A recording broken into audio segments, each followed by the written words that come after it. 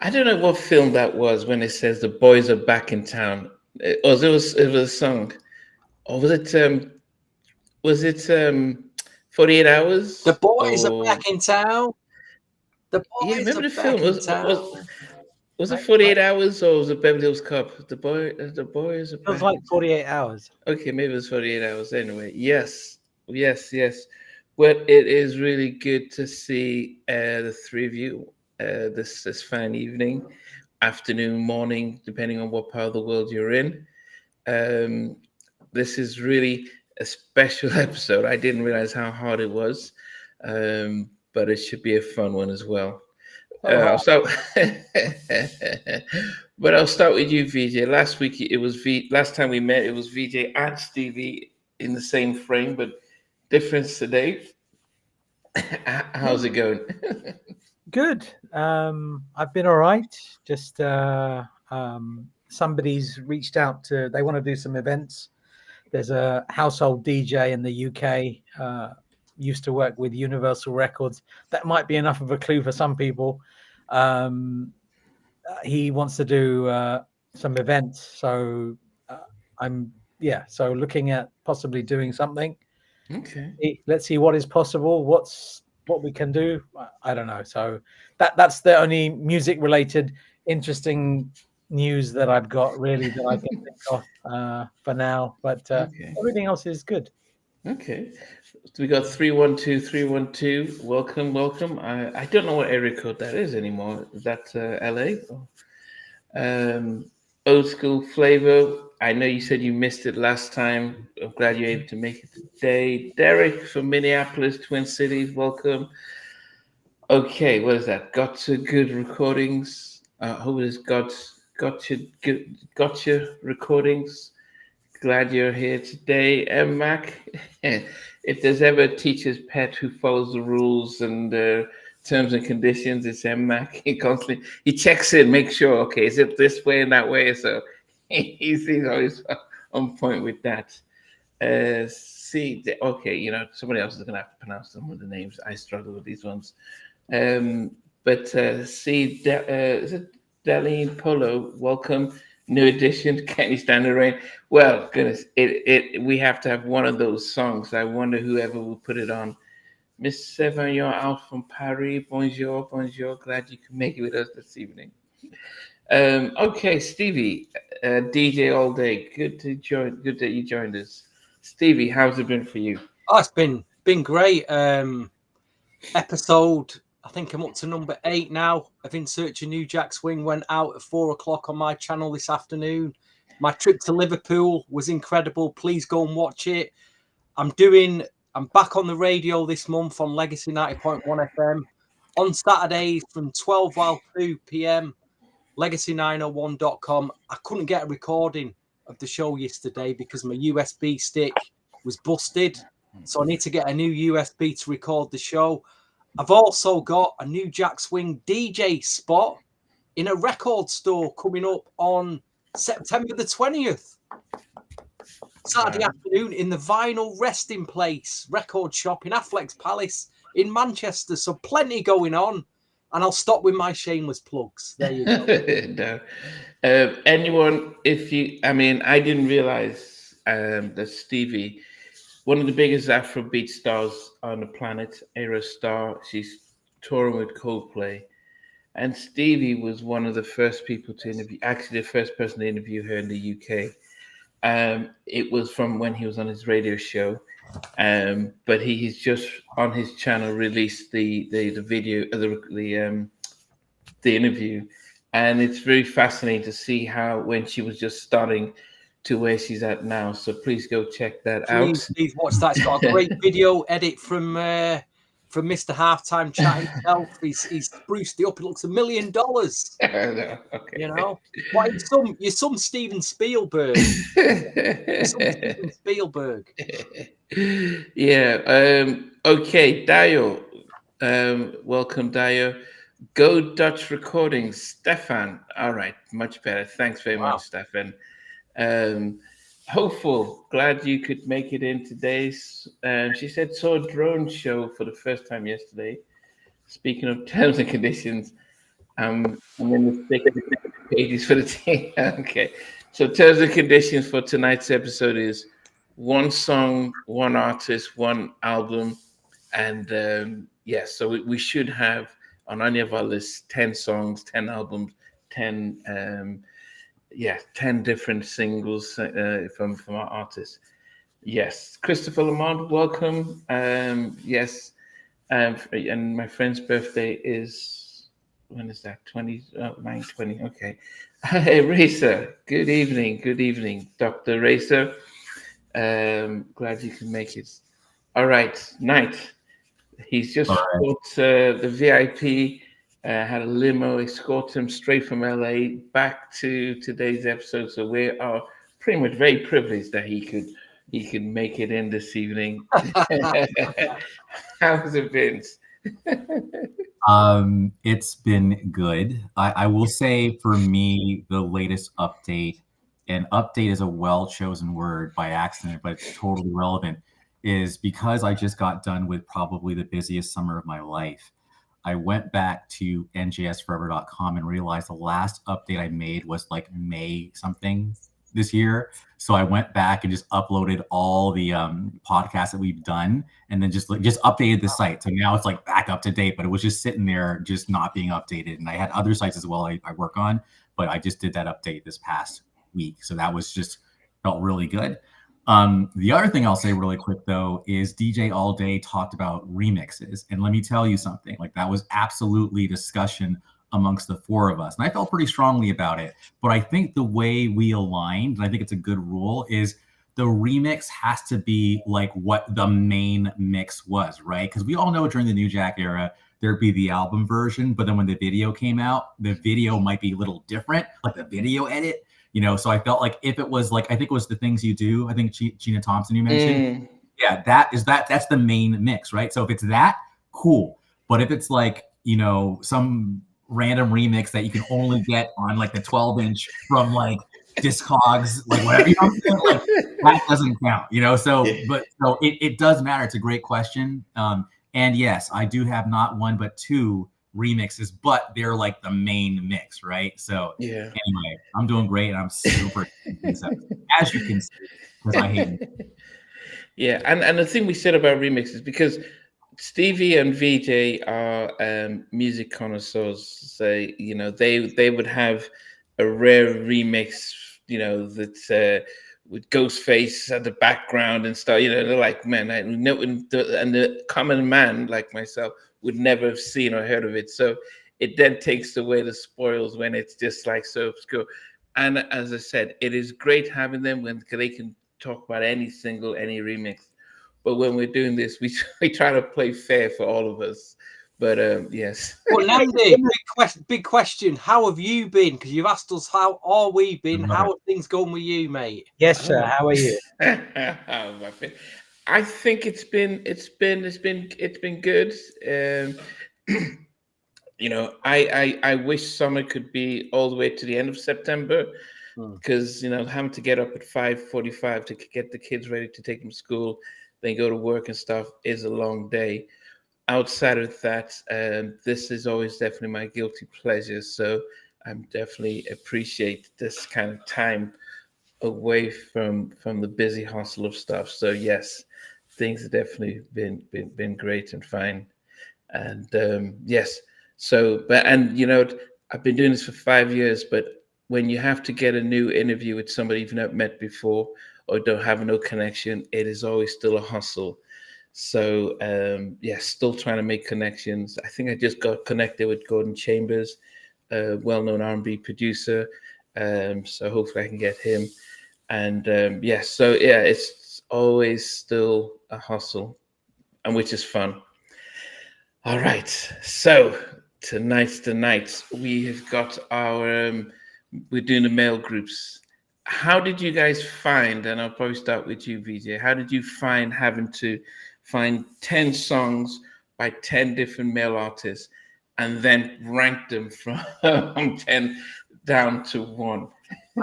I thought this would be relatively straightforward. I don't know why I felt that. But when I started compiling the list, I realized that was absolute nonsense, and that is not the case at all. I have had to. I had a list of 22 artists, so I had to get rid of 12 groups from that list, and I'm gutted because every single one of those 12 groups deserve it. And I suspect some of you are going to be surprised that some of these groups didn't make it, but it is what it is. It's a tough list. It's a really, really tough list. And Go Dutch Recordings asked a question. Unfortunately, I do not have the vinyl copy of Fantasy Island by Adina Howard. I think I have a copy of the album on CD somewhere, but not an original. There's one track on there, the Timbaland track on there, which was of note for me. Otherwise, I didn't really listen to it so much. I didn't realise it was on vinyl. I'll be honest, unless they did a limited press of it. Yeah, if I'd known about it, I would have probably picked that up, but I'd never heard of that. But yeah, back to this list. Really tough. Okay. How did you find it, Stevie? I didn't overthink this one this time. I just thought which I knew from like which albums do I play the most from the guys, and I just picked a song from them. I'd say from 7 onwards, they're pretty much all my favourite albums. From 10 to 8, I have threw in a few tracks that I'm playing a lot over the last, just tracks that I keep playing over the last few years that have just stuck with me. There are a few surprises, but like I said, I didn't overthink it. It didn't take me too long to compile. And it's, you know, there's no massive surprises in here. It's a strong list, and that's all that matters. Okay. How about you, Andrew? So I think what surprised me the most is my number 10 actually is a song I pretty much never ever just decided to play, right? But a big part, right? But it made number 10. So that was surprising. And I remember also when it first came out, I didn't really like it. So I was like, why is this song exploding so much, right? But I think a huge part of what went into this list for me was how this song has aged, and how when you hear this song in a public place and you feel the whole mood of the room just shift. It's like, wow, this song is just a powerful song. So a lot of that I think will be reflected in my list. It was easier and harder for me for this list versus the girl groups, just because there's more to choose from with the guy list, right? So that's what made it easier. But then it was harder in that, be honest with yourself. Like, is this really, like, the one that I thought was number 1 got bumped down to number 3, but it was the first song I thought of. So it's just, you learn with all these lists, but with this one for me, you learn about yourself and you surprise yourself. So that's that's how I approached it. Okay. I'm with Stevie though. I didn't overthink it. I just went with my gut. Yeah, I think I started off, you know, I had my 5 or 6 songs. I just put it in there. And then I was like, oh my goodness, how come I didn't put this? How come I didn't put that? And I tend to wait. I mean, I've only mixed it around late, about an hour ago, and I've got it in line. But I have 14 tracks that I'm like, oh, which could replace number 10? And I think at the end we'll do our honorable mentions. The ones I'm like, oh man, I wish I could get this in there, but I'll have to maybe next time. So you guys, so we're going to start from number 10 and down to number 1. And I would start off with number 10 for me. And this was a tough one because I'm looking at number 11. I'm thinking, are you sure you don't want to put number 11? But I think this was, so this would be interesting to say that this is my favorite song by this group. And it's a Blackstreet track at number 10. And it is probably one of the smoothest tracks that they've had off their 4 albums, and it's Tonight's the Night. I was thinking of all the albums and all the stuff, and I just thought, you know what, I love, and maybe it's just it's you know, Tammy on it with them, the Neptunes on there. You know, I've heard the interview recently with Levi talking about Chad coming in with his saxophone playing the solo in there, and it's such a sophisticated song. I wish the video was done differently. I wish they'd done like the Cotton Club kind of thing, and they're in their white suits and Tammy dressed up, and then you have the audience in there, and you had the Neptunes playing live, and I think it would have just been I think they could have done the SWV remix afterward, but I think they should have just done the original album cut video first and then do the remix. That's just me, but I just love the track, love Tammy on this. And so at number 10 is Blackstreet's Tonight's the Night. That's a Tammy Lucas. that's a great choice, man. Really good choice. Did you preferred the Tammy Lucas vocals then? Yeah. I mean, I liked the remix. Don't get me wrong with the whole. It was I got the whole, but I think I was disappointed when I saw the remix. I'm thinking, where's Tammy? Her voice is very distinct. The vibe of the Tonight's the Night. I just felt it was different from the rest of the album, and it was those kind of songs. I just think they took it for granted, and I think sometimes you don't need to rush into a remix. I think they'd rushed into that remix. Yeah, well, I never understood Tammy Lucas being omitted from the remixes. I would have liked to have heard that remix with Tammy Lucas on vocals. I don't know why. I just thought. Yeah. Sure. So that's number 10 for me. VJ, what's number 10 for you? My number 10 is also from Blackstreet. It's this song. Oh, Baby Be Mine. Okay. Baby Be Mine with the incredible vocals of Joseph Stonestreet. Absolutely. The original. Firing on all cylinders. I bought that in Camden on the way to see a Shantae Moore private showcase that a friend had won tickets for via a radio station. Okay. I skipped college to be there. And it was very worth it because I met Louis Silas Jr. there. And I only had a copy of the Belle Biv DeVoe Gangster record on me. And I got him to sign it. He said, "This is not one of mine." I said, "I don't care." Said, you're the fourth member of Belle Biv DeVoe as far as I'm concerned. I want you to sign it. And he did. And he just said, "Thanks for asking." I met Louis Silas Jr. But back to this song, I heard this and I had the vinyl, the CB4 soundtrack had a really low quality pressing, and I was really disappointed with that.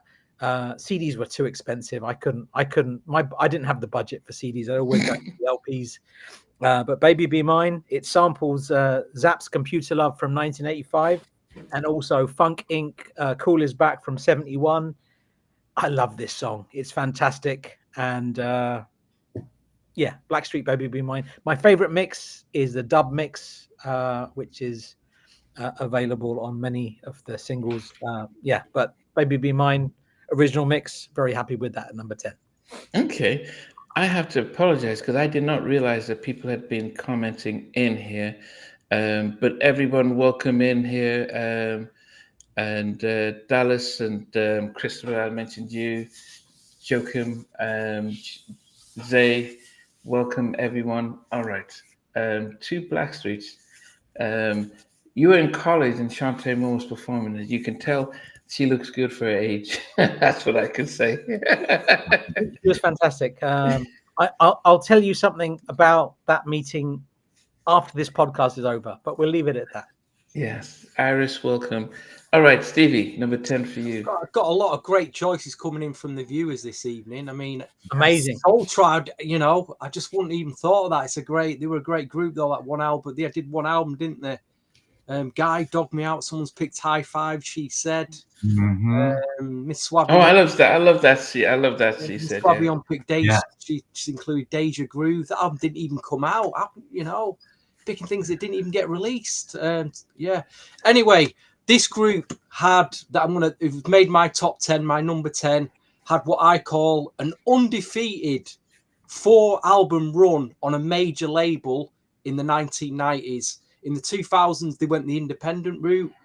I'd say 2 of the albums in the 90s are very underrated, especially the second album. And this album from the group Mint Condition from 1998, Life's Aquarium. I could have picked any track from any of their albums, and it would have made the chart. The there's two tracks in particular play a lot from this album. One of them's called Tonight, and the other one is This Pain or Pleasure, which, what a killer track that is. So at number 10 from 1998, very underrated album, this, if you've not played it recently. It's a song I play a lot. It's just, if I'm on the bus, go to work or coming home, and I need to just listen to some, you know, there's always them tracks you just go to, and that's just one of those tracks I always play. So why not stick in my top 10? So that's it for me. Great choice, man. Great choice. Thank you. Kieran, welcome. So Greystoke, welcome as well. Stas, Andrew, what about you? What makes you number 10? Stevie, you just created a new term in my brain, and the new term is called list maker's remorse. How did I forget Mint Condition? Good Lord. So they now are in the honorable mention category. That said, my number 10, I think I respect the song. Again, I've never played it on my own, but whenever I hear it, I can just feel the mood change. So at the New Edition tour that me and BJ went to back in Miami, Keith Sweat giveaway. Keith Sweat played this song for the whole auditorium, and when Freak Me came on, it was just like, let me lick you up and down, and it was just like, that was like the dopest thing he probably played during his set. And I'm just like, this song is just a mighty song. And then like Lil G is just like, you know, baby, I can't do his song, but even though it's like, baby, like you're not even singing, it's just like talking, but then it's just the chorus, right? But it's just, there's something about that song it's a powerful, hitting classic song that I think is only going to get more classic with age. So it lasts. Freak Me, 1993, Silk is my number 10. And I never thought I would have picked it. But for the record, Mint Condition could have edged them out if I'd remembered that. But Freak Me, baby. Nice song, man. It's a big song, though, isn't it? That was a big song. Yes. It's a big song. It was massive. Freak Me, baby. Colin, welcome this evening. Zebo89, welcome. TJ Ward, Iris, welcome. Okay. As they say in the gay bars of San Francisco, freak me, baby. Freak me. So we have to wonder if Stevie walked. And if anyone remembers Police Academy, Last Exit of Brooklyn, welcome, bringing out the crates. I think it was what's the Blue Bar? What was it called? Blue Oyster called. Blue Oyster, yeah. Yeah. And they have the song do. Yeah.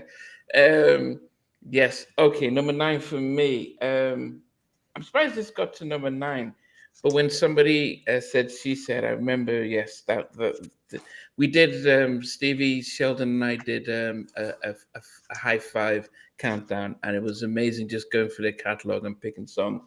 But Kissing Game by High Five had to make my number 9, and amazing that it seems low, but it just shows you the kind of competition for me on my list.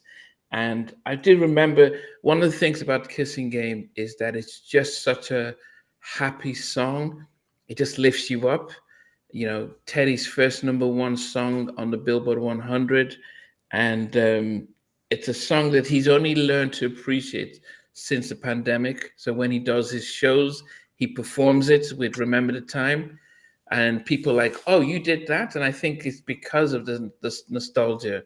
But amazing song, and Tony Thompson, gone too soon, but one of the greatest R&B vocalists that we had back in the day. So yes, so that is my number 9, Kissing Game by High Five. That's a brilliant choice, and I feel gutted. I haven't included High Five in my list. Madness. It's like this list is. I think Deo said it. This list is inexhaustible, and I love that as a sentence. He's written it towards the beginning of the podcast, but it makes sense. Yeah. My number 9 will perturb Andrew. This particular song samples James Brown, "Get on the Good Foot," and it is the crucial remix. Oh, nice. Okay. Crucial remix. Oh, that's awesome. Sorry, I got excited. Crucial Oh my remix. God. It's so good. It's stunning. I love it. And I knew Candy Girl, and I didn't really hear much from New Edition after Candy Girl, not in the UK anyway. And then I heard Crucial Remix, I think 4 years after, and I thought, wow, these guys have grown up and they sound amazing. And as we know, Jimmy Jam and Terry Lewis told Jelly Bean to try and make it sound like Teddy Riley's New Jack Swing or whatever. Are you serious? Yeah, that's what Jam and Lewis told Jelly Bean, and that's what happened. So that's why Crucial sounds the way it does, and I absolutely love it. That's my number 9. Haven't we broke the rules here? We're supposed to be isn't it album tracks? No, It's but not- that was a single version, though. That was the one that actually hit the radio and That's the everything. one that's known. Version. Okay. That's the one that's known. Heartbreak Remix. That's the one that's played. And if we're going to have semantics, I will say that it's on the expanded edition that came out a few years ago. We're all bending the rules again. wait. If I'm hearing Crucial New Edition, I'm thinking album version, but it's a song. But You can have the album version, no problem. But my favorite is the dance mix. Okay, so he's got Crucial New Edition.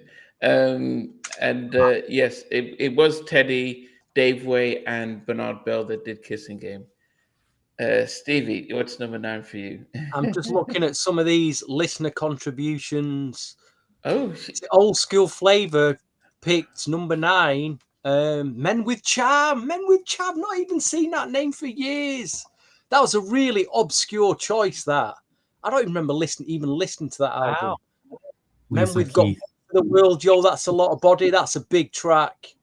What else we got here? Yeah, man, there it is, man. As Yet.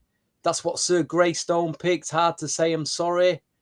Menagerie from Mrs. Suave on Y.O.Y. I haven't played that album for years. H-Town Knocking the Boots from Josie M. Wow, we've got some big choices there. Right, my number 9, possibly the most obscure thing in here. Well, the group weren't obscure, but I can't see anybody else picking this song. They did 2 albums. What label? For Elektra. Before that, in the late 80s, they did like a house dance album. They were known as Touch. When they signed to Elektra Entertainment, they were known as N-Touch. Released 2 albums. If you listen to any interviews done by Free, he's not happy. He doesn't sound happy with the second album because they went from a duo to a threesome, which makes them a group, doesn't it? Yeah. Three members. They had a big single from this, which was the big single, Drop Dead Gorgeous, which is an incredibly funky swing track. But the track I picked, oh no, what a damn, I don't know if I picked the right track. The 2 big tracks I play from this is Don't It Feel Good and She Used to Be My Girl. She used to be my girl. I thought it won't last forever. So I put that down. I don't know, I've just been playing it a lot recently. It's made my girl. Then I forgot about Don't It Feel Good. Listen, if you've not played this album for years, it's not a great album. It's got some great moments on it. But there's 4 or 5 big tracks on this. But She Used to Be My Girl is at number 9. N-Touch. What Very a nice. things were. Very left field, funky. Didn't go with what was, the norm back in the early 90s, but I respect this group so much. Yes. I'm sure it sounds very similar to how Stevie sang it. So, Ian, look at what Hopeful said about the Crucial original version. She doesn't even remember what the original sounds like. I'm just saying, man. What soundtrack? Which soundtrack did Crucial make it onto? License to Drive. But that was the original mix, I think. Yeah. Right? Yes. But I like the album mix, It is good. yes. Okay, 90. All right. So my number 9 is by a group that should surprise no one. And no, it's not New Edition, actually. It's a group that kind of was a extension of New Edition, if you will. And there you go. And no, it's not Water Runs Dry. It's not Motown Philly. It's not On Bended Knee, but I considered it. It's not I'll Make Love to You or even End of the Road. No, it's the one that I've also picked earlier, and that is Please Don't Go at number 9. So Please Don't Go. Please don't go away from me. Lovely. I'll die for you when you call my name. I'll reach out my hand to you. Number 9. Oh man, goodness, that album brings memories because it was a tough time when that album was okay. Wow. All right, we're coming up with the ballad. Number 8 for me is my. When this group had they had a lead singer who is considered probably one of the unsung, but one of the best and vocalists, but also amazing songwriter. And I'm surprised this song didn't get the kind of airplay that it deserves. It's by a trio out of the Untouchables camp called Intro. Feels Like the First Time. What? You picked an intro track? No, that's. I mean, I think Kenny Green would be my top 5 R&B I thought you did lead singers. Oh no, goodness no! I'm getting mixed up with Andrew, aren't it? Andrew? Yeah, maybe it's Andrew. Yeah, no, I think. Oh dear! Oh no! I think Kenny Green is probably the top 5 when it comes to male vocalists as a part of a group. The fact that he wrote his gift with a pen, and then the soulfulness. I love the New Birth album, but Feels Like the First Time. That is essential 90s. Make it feel like the first time. Great choice. Whoa, whoa, whoa. Give me all your love and babe. I mean, I just loved the track. So yes. Intro at number 8, Feels Like the First Time. That was produced by Novell. So if everyone's thinking Novell, do we know him? Novell, so think of Somebody for Me, and then Novell's doing with the keys and stuff. But yes, Feels Like First Time. Yes. Okay, VJ. Firstly, I'm really happy that you picked an intro track, and I'm a nice choice of song. It's a surprise. I've been thrown a little by that song choice by you, because I normally think of you as Mr. 100 Miles an Hour type songs. No, you've gone something a little more mellow. That's nice. It's a lovely song, fantastic choice. My number 8 is an artist. It's a group on Motown. This song samples James Brown's My Thing from 1974 and Funky President People It's Bad also from 74. It's from today, and the track is You Stood Me Up. Wow.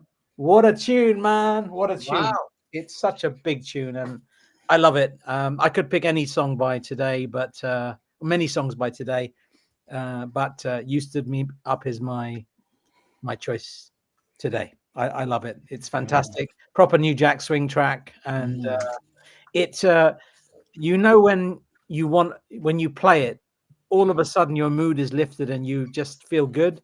It's that type of song. So thank you, Big Bob, Larry, and the rest of the boys. It's, brilliant. From West. Okay. Well done for that. Yeah, Dave Hall was definitely Dave Hall's an unsung producer. Yes, unsung producer. Stevie, what's number 8 for you? Number 8 is from a group I don't feel we talk enough about on the podcast, and I think we've got to do an album feature podcast on them one day. If you think about Jam and Lewis's label Perspective, I've just realised they actually had 2 male vocal groups on the label, so I don't know how they juggled promoting them. But both their albums are excellent, and I've not got out of the mid-tempo ballad mode yet. I'm still at number 8 on the ballad mid-tempo mode. I've gone for this group, Low Key, who were on Perspective. Again, Brilliant. So underrated. So Brilliant. underrated. I mean, if you've got their albums, you played these, you know how good they were. But the track I've picked goes on for about 6 minutes. It's like a journey. Oh, just my mind goes. I'm in a different world. It's called Stay a While. If you've not played that recently, just put it on and play it, and just let it flow all over you. Oh, amazing track. That's a great song, man. While they say that in the gay bars of San Francisco as well. Stay a while. But you know, they also had Solo and Mint. So I think they had We three. did. You're right. A bit later Yeah. on, they signed Solo. Yeah. Wow. Yeah. So that's Solo. Yes. I saw an interview with Jimmy, and he was saying that, especially with Sounds of Blackness, that the label for them was just an avenue just to create good music. It wasn't what LaFace and Bad Boy were doing, making hits to make money. It was just like a nice place to express. But MCA wasn't, not MCA. I can't remember, A&M. I can't remember the name of the label they had, but they weren't. They were like, no, this, you're not. Yeah, but it's because there was an issue with the major label about the label, and they took it away from them, and they didn't see the vision. If they weren't making hits, then it was like, it's too expensive for us just to keep it going. So that's how they had to fold perspective. Sweet on You from this. Oh, I used to play that so much back then. Shawanda Bell. I know what you want. I got brilliant. Brilliant. Oh, what a group. I mean, Prophecy and Lance, I mean, they were brilliant side producers for Jam and Lewis, and the stuff that they did with Jam and Lewis, unbelievable. Unbelievable talents. So really glad to hear them in the list somewhere. That's brilliant. And a great choice of song, dude. What a song. Andrew. All right. So I'd like to think of myself as a giving person. So whenever someone sings, they're actually being very vulnerable. I want to give to the crowd. He's got the mic. He's got the mic. I'm also going to play a little game. I'm going to start singing the song. And if you know the song, like, type it in the comments if you recognize it. The first person to recognize it will get a prize. I don't know what it is, but it'll be a prize. And then last but not least, I like this song because I feel like this group, at least vocally, the lead singer, like, it was kind of in the vein of New Edition. It was like keeping New Edition going. So I've never done this song before in public. So here we go. All right, here we go. All right. I can see you over there, just chilling with your girlfriends. Can't believe you're by yourself. You should be here with me, chilling with me, drinking with me, freaking with me. Oh, I see you looking at me. I can tell by your eyes that you feel, oh yeah, and I love you to get close to me. So we should dance with me. With me. My drop tops in the parking lot, and I want to take you back to my spot, but we still got a little more time to rock. So I want you to dance with me. No one typed it in, man. This sucks. Anyways, all right. And Matt, you have my back. The song is "Dance with Me" by 112, and this is a very kind of personal thing. But when that song comes on, I'm just like bum bum bum. And the next thing, a remix with like Beanie Siegel and everything. You rewind this bad boy behind this. All right. Even there was no baby oil. Baby oil is not allowed here. 112. All right. I'm done. Goodness. That's a great song. We don't talk about that song enough. It's a really good song, isn't it? Yeah, I think mine was the first album though. And if I had a 112 track, yeah, anyway, it'll be in my honorary mentions as well. For sure. They had some good songs, man. Yes, they did. Last Exit of Brooklyn, you had Zuluk. We had an interview with Mike from Zuluk. Yes, the LA bands, they didn't call it New Jack Swing, they called it Go-Go because they got the influence from DC. So now I understand why Shireen from The Good Girls said, no, we didn't do New Jack, we did Go-Go. And I'm thinking, what are you talking about? Now, after listening to other LA artists, producers, they've collaborated the fact that no, they didn't take their sound from LA, from New York. It was all from DC, and it was Go-Go. So yeah, all right. It is my number 7 for me, and yeah, you know, when we're thinking now, if we all said who is the greatest boy band, you know, R&B group posts from the 80s, so it excludes the Jacksons and the Commodores and Temptations and all that stuff. We're talking about generationally. Everyone will probably put their hands up and say New Edition as, you know, the godfathers for the modern day R&B. And so if I'm picking a New Edition song, which would it be? Now I know that the big staple song that probably goes in the, you know, Black People's Music Hall of Fame is "Can You Stand the Rain?" And as much as I like the song, it was not my favorite New Edition song. And I would say that my favorite New Edition song is "You're Not My Kind of Girl." I've always liked the fact that It's great, man. Come on, man. It's great. you know, I love the music. I love the lyrics behind it. It's like "Let No Girl Down Softly." You know, it's not your looks, it's not your style, it's not the way that you carry yourself. I'm sorry, but you're not my type. It's like, oh, come on, that's kind of hurt my feelings. Love the track. I was always very angry the fact that they put Johnny Gill on the first line and they put Belle Biv DeVoe at the back, like, you know, you're the dancers, and we're just gonna get the singers in front. As a kid, I just was angry, and I didn't like Johnny Gill because of that. I appreciate the fact that Johnny was new and they had to introduce him slowly, but that was always something that irked me out. That why is the new guy standing in front singing, and then Ricky could have been there because he has his moment, and Johnny could have been at the back. But anyway, that was the only gripe. But I just love the song. It just brings back memories, and I love the video. Yes, white suits and gloves and all. Wow, I didn't think you'd pick that, Namdi. I'm impressed, mate. I'm impressed. Yeah, I think "Can You Stand the Rain" is you know, all time. In fact, it wins that everybody would pick it as their favorite song. But I think there's something. You always pick your favorite stuff that you really just appreciate and stuff, and has always been that for me. Yeah. Yes. Fantastic choice, and you can't go wrong with that. Don't feel bad about that choice. That's a good choice, man. You know, actually, I want to jump in real here. So I actually have the 12-inch on that one, and there's like a radio remix, but it's like a 4-minute version that like I've never heard anywhere except my thing, right? So I might just have to like upload that because it's just so good and you need to hear it. It's so cool and different. So is that the one that Jams also reposted? No, it's a different one, man. It's a different one. So wow. Since you like that song so much, I gotta hook you up with that. So it'll happen. I like the fact Rascal 78 is just going old school. Rascal 78 had EU doing the butt, has now put down Hall & Oates. I can go for that. Wow. And that's a beautiful song, really. Yeah, you know, I mean, I just love. It's a pity that they've said that they're not going to that they'll never share the same stage again, and that kind of that's falling out. Yeah, VJ. My number 7. I am going with a song by Mint Condition. Song I wanted to go with was off the Good Burger soundtrack, and it's called "That's the Way It's Going Down." Oh yes, written by Kerry Lewis and Stokely.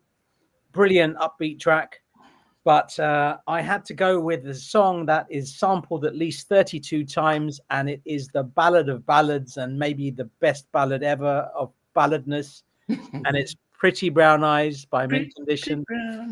You can't go wrong with it. It's the perfect song. It's like you cannot improve this song. Another one of those songs that doesn't remix. No tinkering required. It's perfection. But it was close. That's the Way It's Going Down also deserves a nod. If people don't know that, listen to that, and I'm sure everybody knows Pretty Brown Eyes. But my number 7 is Pretty Brown Eyes, Breaking My Heart. Pretty Brown Eyes from Meant to Be Mint in 1991. Wow. Yeah, I think if somebody's new to Mint Condition, if you just get their greatest hits album, of course they've got all the songs there. But I would always say, when I lived in Milwaukee, they came to a summer jam, and as I said, I just bought the album. it felt like I was listening to the album live. That's how good they were when they performed. I'd never heard a band sound exactly like the record ever before in my life. Unlike New Edition, Mint Condition. Amazing, and I'll never forget them. It's just that they just sounded like the record. That's how highly I rate them. Yeah. And Stevie said the perfect sentence. It was such a great sentence. Stevie, you said you could pick any song of any of their albums and it would be worthy of inclusion. And that is as fair a sentence. And I think that might only apply to maybe Mint Condition and maybe Tony. They're the two bands that might be good enough. You can include any of their songs. That's how good Mint Condition are. So, yeah. True. I can't not say something after that. So basically, the thing about seeing them live, Namdi, I saw them live opening for Janet Jackson's 1994 tour.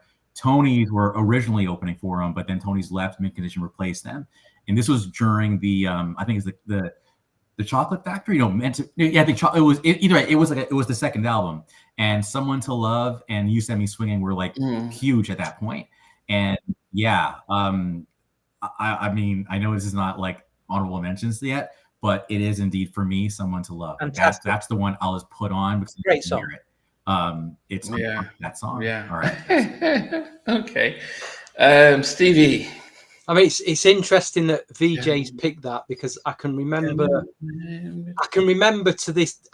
Saturday morning I was in the record shop when the album came in on import, and I was thinking the other day, the things that we did back then over 30 years ago, how they've shaped what we're doing now. I just wouldn't have realised that me buying a Mint Condition album on a Saturday morning, there'd only be one copy in the shop. They played it to me, and the guy next to me was like, "Can I have a copy?" And the guy in the shop went, "Well, you don't like New Jack Swing. We got it for Steve. He likes New." And they gave it to me, and he was like, I felt bad for him, but I just didn't realise back then that 30 years on, I'd be sat on doing this with you guys. Like I say, what was 30 years ago, now he's now shaping what we're doing now, which I just find incredible. You just wouldn't have thought it, would you? You know? But you know that they were our formative years, and those when you're in that era of your life, whatever you are consuming, whether it's music or movies, they have a lasting impact on our brain. So it makes sense. It makes sense that we're still doing the running man to my prerogative. It makes complete sense. You know, that reel you put out the other day on IG about Dealer Vance, for instance, I thought to myself, if I never went in Expansion Records, it was on a Tuesday afternoon, I was bored, and there it was in the racks. I'm like, who's this guy, Dealer Vance? If I'd not picked that album up, Namdi, on that morning back in 1991, you wouldn't have put that reel out 30 years later. That's what's going through my head. You would not have put that. You wouldn't have got that interview. It's all connected. We would not have got that interview, and you would not have put that. We would never have known about that story that you put out. But anyway, we're digressing from number 7. Yeah. And it's these guys. Belle Biv DeVoe has made it was initially in my top 5. It was an album that I played to death, go to school back then on my Walkman. And the track I picked from it is it Let Me Know Something? Yeah, I picked Let Me Know Something. What? Track. Wow. Oh, no, sorry. What's BBD, I thought it was me. Yeah. BBD, I thought it was me. Oh. But not the remixes, the album mix. Wow. Both fantastic. They're both brilliant. I mean, Yeah. Hold on. Last night. Does BBD count as a separate group from New Edition? Yeah. They're a different group. Oh, yeah. Yeah. They're still coming on my list. They're still coming. They definitely are. Yeah. But you are right with because I never heard of De La Vant. Unfortunately, De La Vant's name isn't as widely known, and most of those, apart from Chucky, most of those West Coast producers did not get the same. R&B producers did not get the same recognition. De La Vant could have ended up in Guy. He could have been he was asked to be a member of Guy. And I'm waiting for him to put that out as a reel. Yeah. That revelation. He gets that call on the West Coast. Do you want to come over to New York and join this group, Guy? That just blew my head away. No, but that's crazy, man. That's crazy. We should ask Teddy and those guys about that at some point, man. Yeah. We need to ask that. That question needs to be asked. And Yeah. whoever else was around the camp at that time, because that would have been something. Yeah. Okay. No, I think what was more fascinating for me was the fact that Jimmy Jam and Terry Lewis did not have a song on the Poison album, but they were the behind the scenes executive producers of the album. They probably picked the producers and picked what songs were there and stuff. And that surprised me. I thought he was I'm thinking, well, why are you calling Jimmy and Terry? Because their name's not on there. But if they came up with the concept and they probably sold it to MCA, they probably were busy with finishing up Johnny's and Ralph's stuff, and they couldn't give them any tracks and But that's stuff that once we ever get to speak to Jimmy, we'll find that out. Yeah. Yes. Amen. Go on, Knight. Amen. All right. So there's going to be more I share on what you just talked about with the Poison album. But anyway, I'm going to continue with this, performing stuff. He's got the hat on and everything, guys.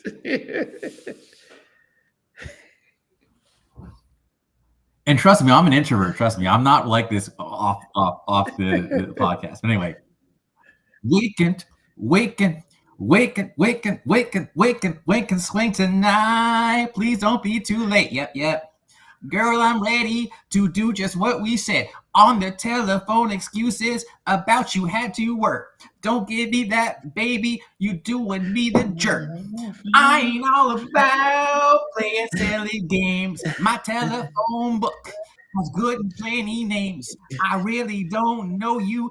I really want to meet you. I'd really like to show you that we can spend the night tonight. We can spend the night.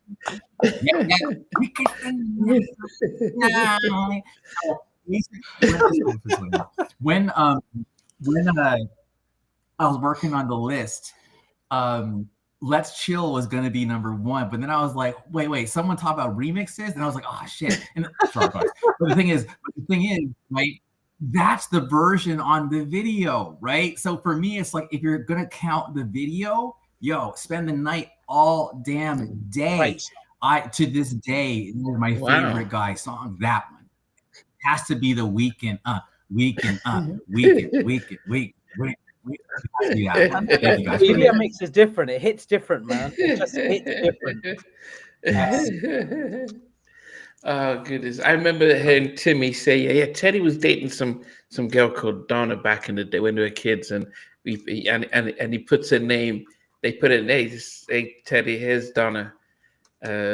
So yes, it's definitely probably wouldn't have been, and it's hard if you're picking a guy's song. It's like you've got three albums, so which of them do you put down? All right, but now we're in hot territory here. Number 6 for me. I forgot about them when I started the list, and then when I remembered them, I said, "There's no how I could not put them on the list." And I would say that production-wise, they had one of the best albums when they came out. I think they were the best thing that came out of. I would separate. Yeah, I've always said that their album is the best New Jack Swing album for me, and that's Basic Black. Now, so I've got Basic Black at number 6, but it's like which of their songs? And the only song that I put on all my mixtape, the only song that I could sing from start to finish, even with the rap, is Nothing But a Party. Wow. Why don't you just sit there, let your music groove you? It's all right. I was all alone with nothing to do. I mean, I'm like, oh man, I just love the track. And I'm like, well, what a swing track. And I thought initially it was Teddy's stuff. Because before I knew anything about, then I remember people saying, oh yeah, Basic Black with the ripoff of Guy, that Gene just put them out there because he wanted to, he lost Guy. But if you hear their history, they were part of the GR family. They were the musical band for today. So they were in the studios watching Teddy. They were part of that. But when Teddy and Gene split, because they moved back south, Gene went back to Georgia and they followed him. And so he got a deal for them. So it wasn't as if they were trying to replace Guy. But anyone would tell you, I think Diesel, he was a heavyweight singer, and who was it that said it? Even Rap said it. He said that Diesel was on the list when Aaron was acting up, and Gene wanted to get rid of Aaron. He was going to put Diesel in there. Even Sprague said it. They said it. Look, because Aaron, I think when the whole money thing situation, and he wanted to quit, it was like, okay, yeah, we'll just get Diesel. So Basic Black. If anyone hasn't heard the album, please listen to it. I think it's a better New Jack Swing album than Future. It's just that it didn't get the promotion that it needed. They dressed them like, I have no idea that the styling they gave Basic Black. It's just is the worst thing. What? But the styling, the dressing. If you see them on the album cover, You're kidding me. The album cover, you're telling me, compared to the Future? Great album cover. Basic Black. They look very stylish. Yeah, really stylish. It looks like they were from the 50s. No, compared them. Not a chance. The album came out the same year as the Future, but look at how Guy looked on the Future. Look at how Basic Black looked. But anyway, I think the videos were great, and it could have been any one of their songs and stuff. But anyway, yes. Oh. I think, Derek's trying to say something. He's trying to say Diesel was supposed to be a member for Guy before Aaron. I can believe that. I could believe it. I knew Diesel well. We spoke a lot. We hung out whenever we could, whenever we were in the same city. And he never mentioned that to me. So if that is the case, it's not something he ever mentioned, but it wouldn't surprise me. No, because Timmy said that, because Timmy... when they finished Kids at Work, Timmy, Timmy found Aaron at the shoe shop, and he brought Timmy to Teddy. So he brought Aaron to Teddy and says, "Look at this." And so I would say that from the original album, it was always Aaron, it was Timmy, Aaron, and Teddy says, "Can I be in the group?" So it was the three of them. When Timmy left, Gene was always keeping Diesel close by to replace Aaron, maybe because he just thought maybe he had issues with Aaron. So Diesel was his backup as a tech. So, but Diesel and Aaron all performed, all knew each other from church back in the day. Yeah. So anyway, VJ, what is number 6 for you? Number 6. You guys will know that this group means something to me, but Intro only make it to my number 6 on this list. It samples Bohannon singing a song for my mother from 1973, and it's this one, Intro, Let Me Be the One. I love this song. That and the Love Thing, Let Me Be the One single is arguably the best 12-inch ever because it's the perfect single. You've got Love Thing on one side with the original mixes, then you got Let Me Be the One on the B side with the original mixes. It's flawless. It's the best value for money 12-inch I could think of. There's a few like that, but it's right up there with my favorites. Let Me Be the One, Intro from 1993. Yeah, that's my number 6. I'm going to ask you really quick as well. So I know that your lovely life partner had reached out to some folks and said, for Vij's 50th birthday, we want you to send some kind words and then a list of songs that remind you of VJ or might mean something, right? And I knew Intro had to be on the list, right? So I had a couple of things to think about, and I actually picked Let Me Be the One. I'm pretty sure I did. So I feel like it's good. That I was like, it makes sense. Yeah. Yeah, that's cool, man. That's really cool. Your song choices were very, you know me, man. Andrew, you know me. You know me. We'll talk about those song twists another time. And then I know it's not my turn, but I just gotta say really quick, classic example. It's All Right. I love that someone put that in there. So I'm pretty sure that was Hakeem from the Boys who did that song. Good song, underrated group. They were on Disney Records or something like that. Either way, great song. I guess I just had to say something because I love that song from back in the day. From the South Central soundtrack, I think. It was one of those good movies. So I'm not South Central. Anyway, right. Stevie. I think we had a WhatsApp debate one night, me and you, Namdi, about if we was to get the Guy album, because a lot of people rate that as the best New Jack Swing ever. Again, debatable. The first Guy album. What album could you put up against it? Now, I'm not saying this album is better than the Guy album, but in terms of a pure New Jack Swing album, what could you put up against the Guy? So for my number 6, I've agreed with you, Namdi. Black. What is wrong with that cover? I love the logo. But look what they wear. Compare this to the Guy albums. If you brought the Guy album, compare not the Guy album. Why? Let's put the future.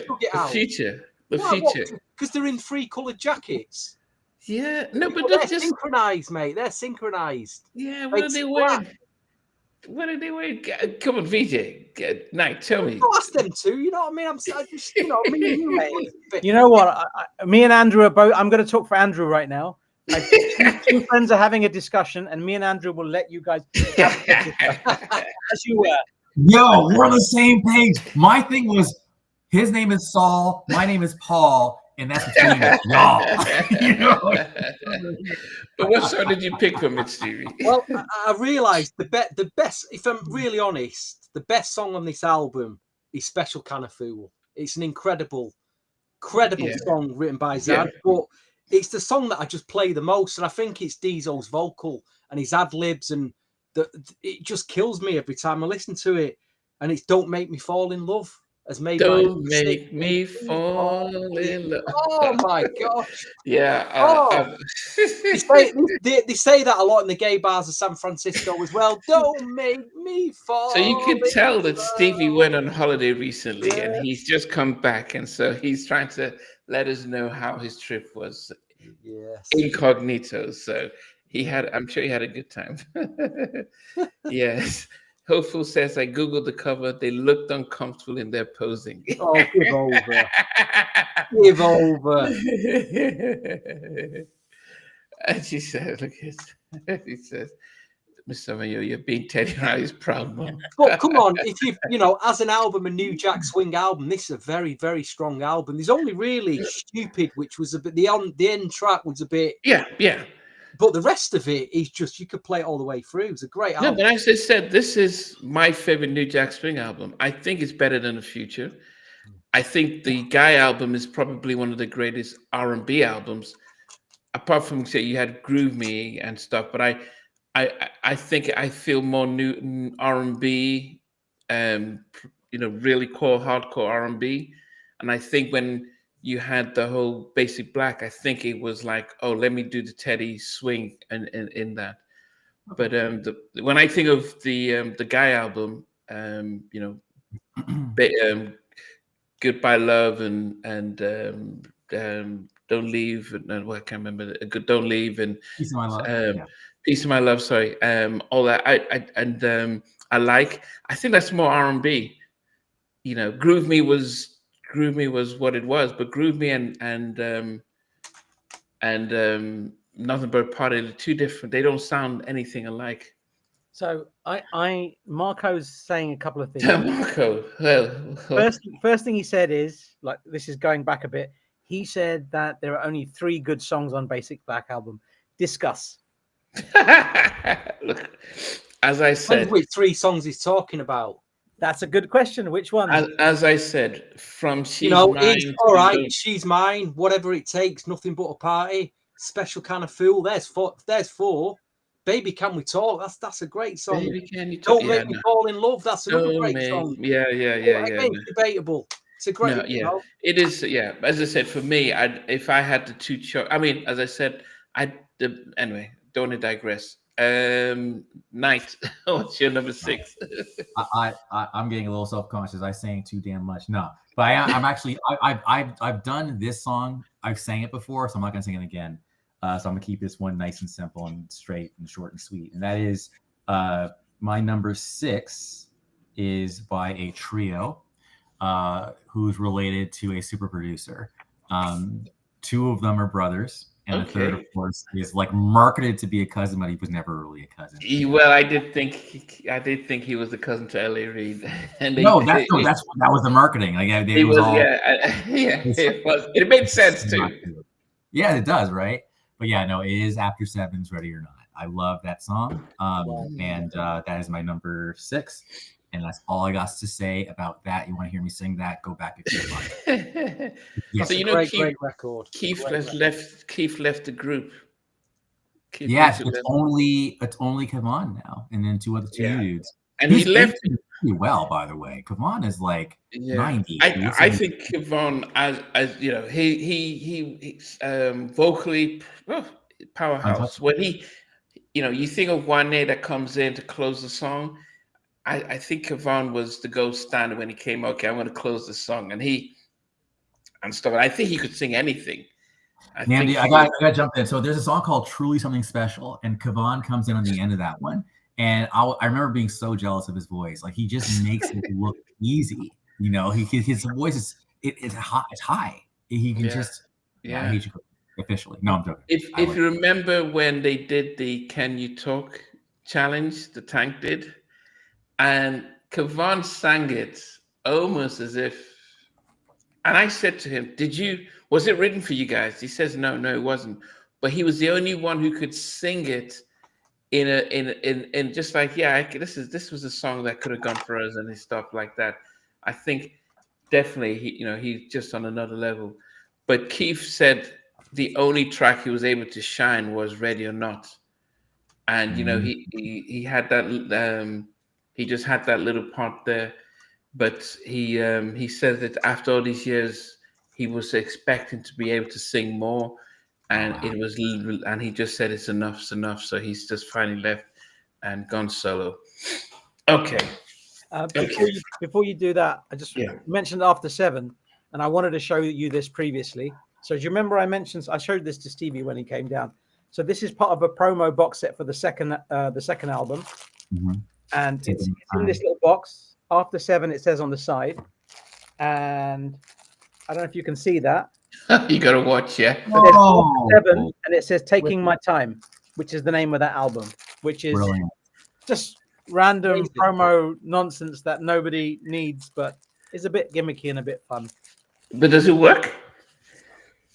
I don't know. I have no idea. It is. I'm sure if I put a battery in, it'll be all right. But...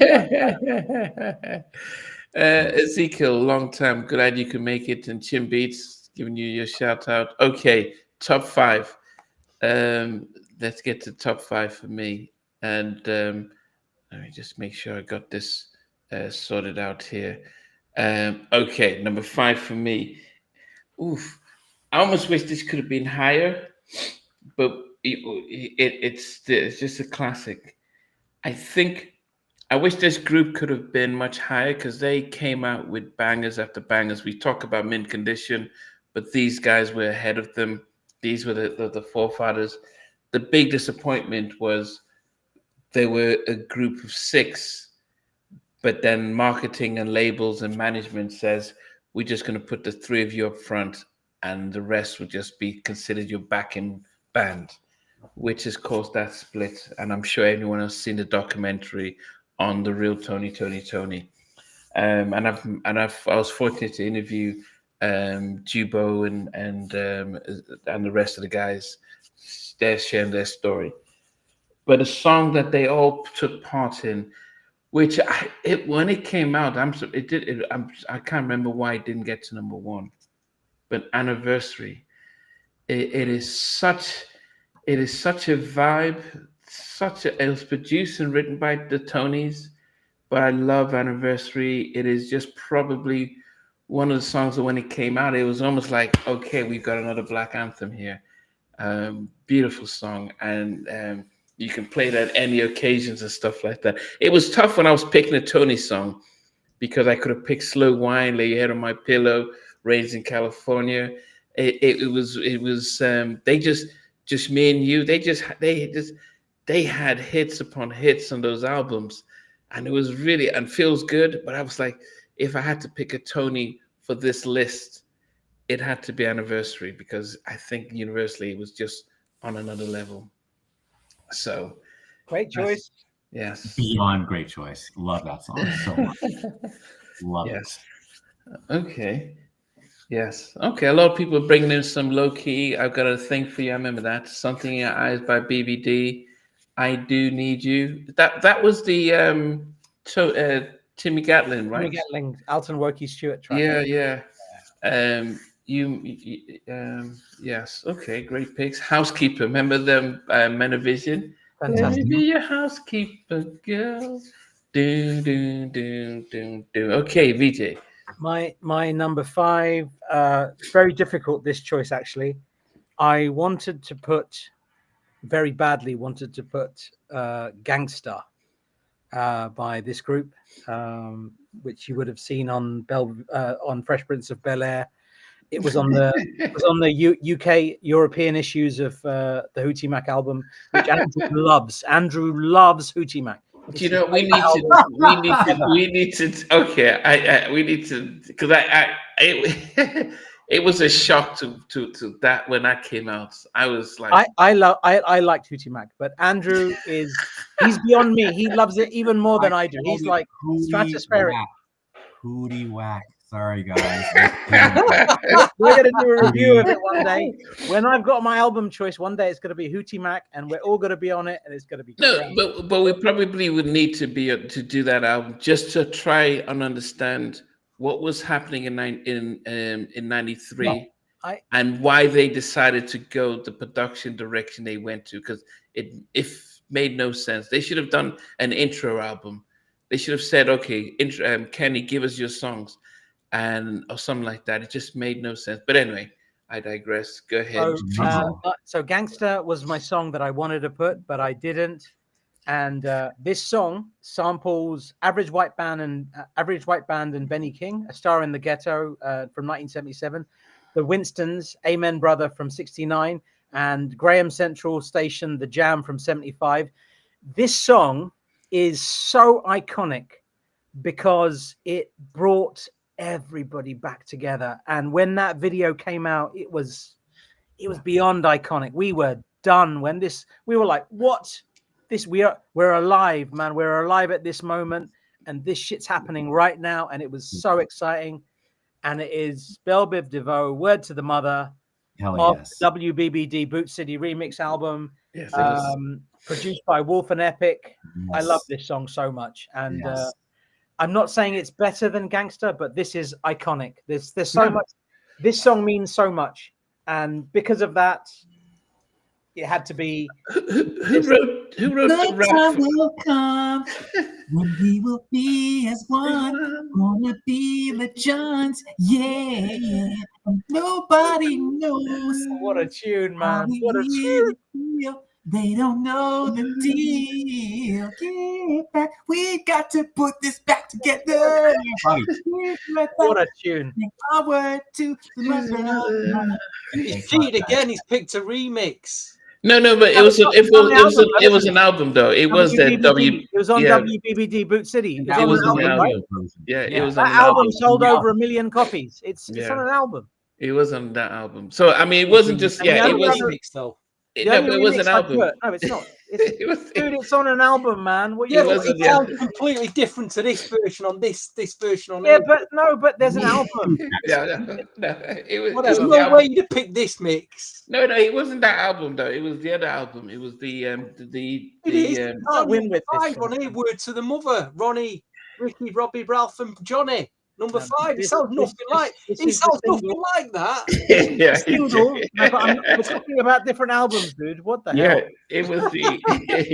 You're causing chaos, man. Like holy crap. And the other remix, and we set up the rules, and we said that if the remix changed the main, we'll carry on. Track, No, we said it.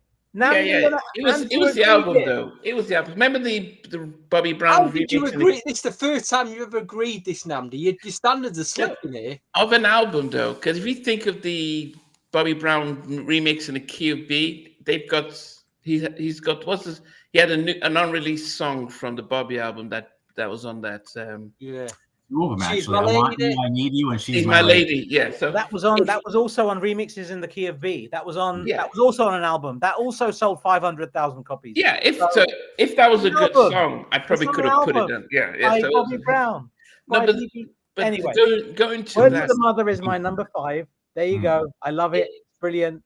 Yeah. If I put in my A&R hat after that single dropped, the MCA should have said, "Okay, 6 of you back in the studio. Hell yes. Put an album out, then you can go do your follow-ups." Because that blew everyone's mind. You know, the way they came back, the way they were like, "Yeah, we're all brothers," and I'm like, "Okay," and then we had Hootie Mac and he had all the other. Johnny Gill's the only one I kept his standards, and Bobby did the Bobby album. But that was the time.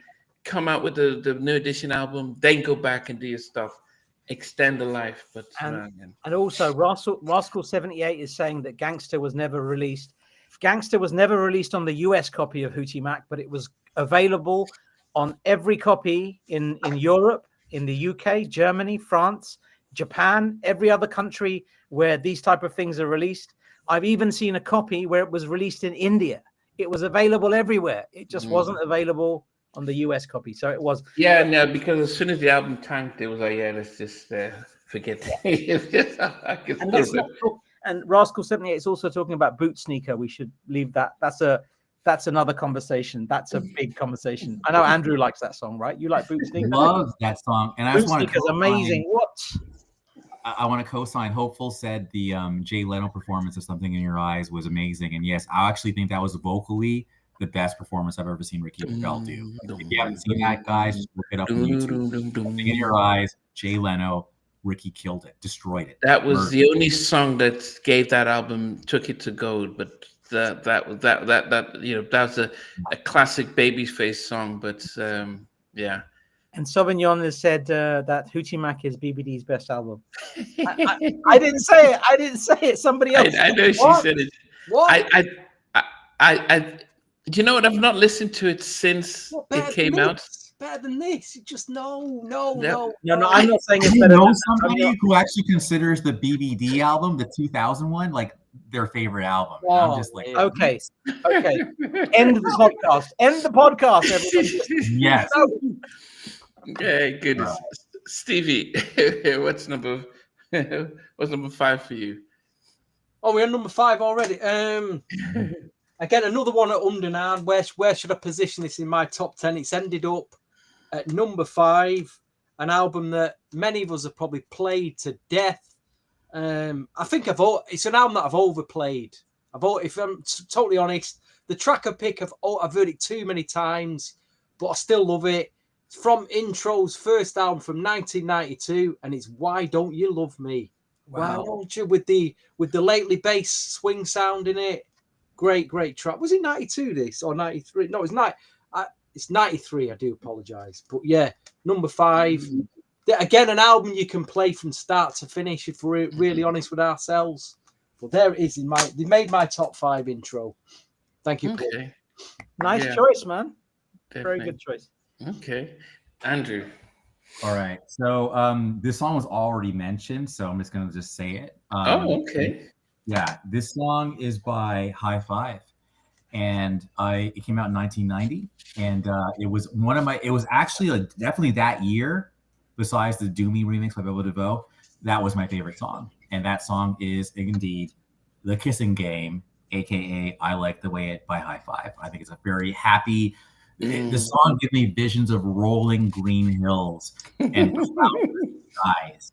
And like that, I mean, the video was perfect, but I could make a new video and it would be like that, and just like picnics and hot women and the guys and just like playing the kissing game. So anyway, that's you guys got the picture. I remember Marcus Sanders, the only original member from when it started, and I said, "What was it like having been in the studio with Teddy?" And he was like, "We were just 5 kids from Texas, and then we're seeing Teddy Riley telling us what to do, and we were just in awe." But he does also mention that none of them were jealous of Tony. They just knew that he was so special vocally. And it's just amazing to hear and stuff like that. But that's an amazing song. All right. Top 4. I think we've just been talking about this group, and that's BBD.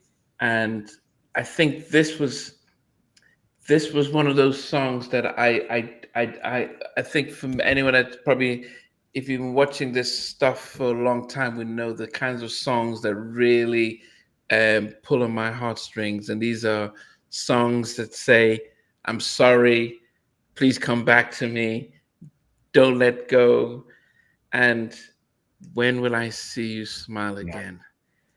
Solid. I just, and Timmy, I asked him, he said that was supposed to be on his solo album on Tommy Boy. That could have been a guy out. That could have been a guy song. Can you imagine that? That could have been a guy song. All that I do need you. You can imagine if Aaron was singing that. These are songs he wrote after he left Guy. Well, after he got kicked out of Guy. But what he says, it was about relationships and being on the road and stuff. But I think this is they've got Poison, and I think it's When Will I See You Smile Again. Those are when they do a show, they've got to close with that, and everybody sings along. And Ricky really shines when he sings this live as well. So When Will I See You Smile Again? Timmy Gatlin on Walkie Stewart writing and production. Yeah.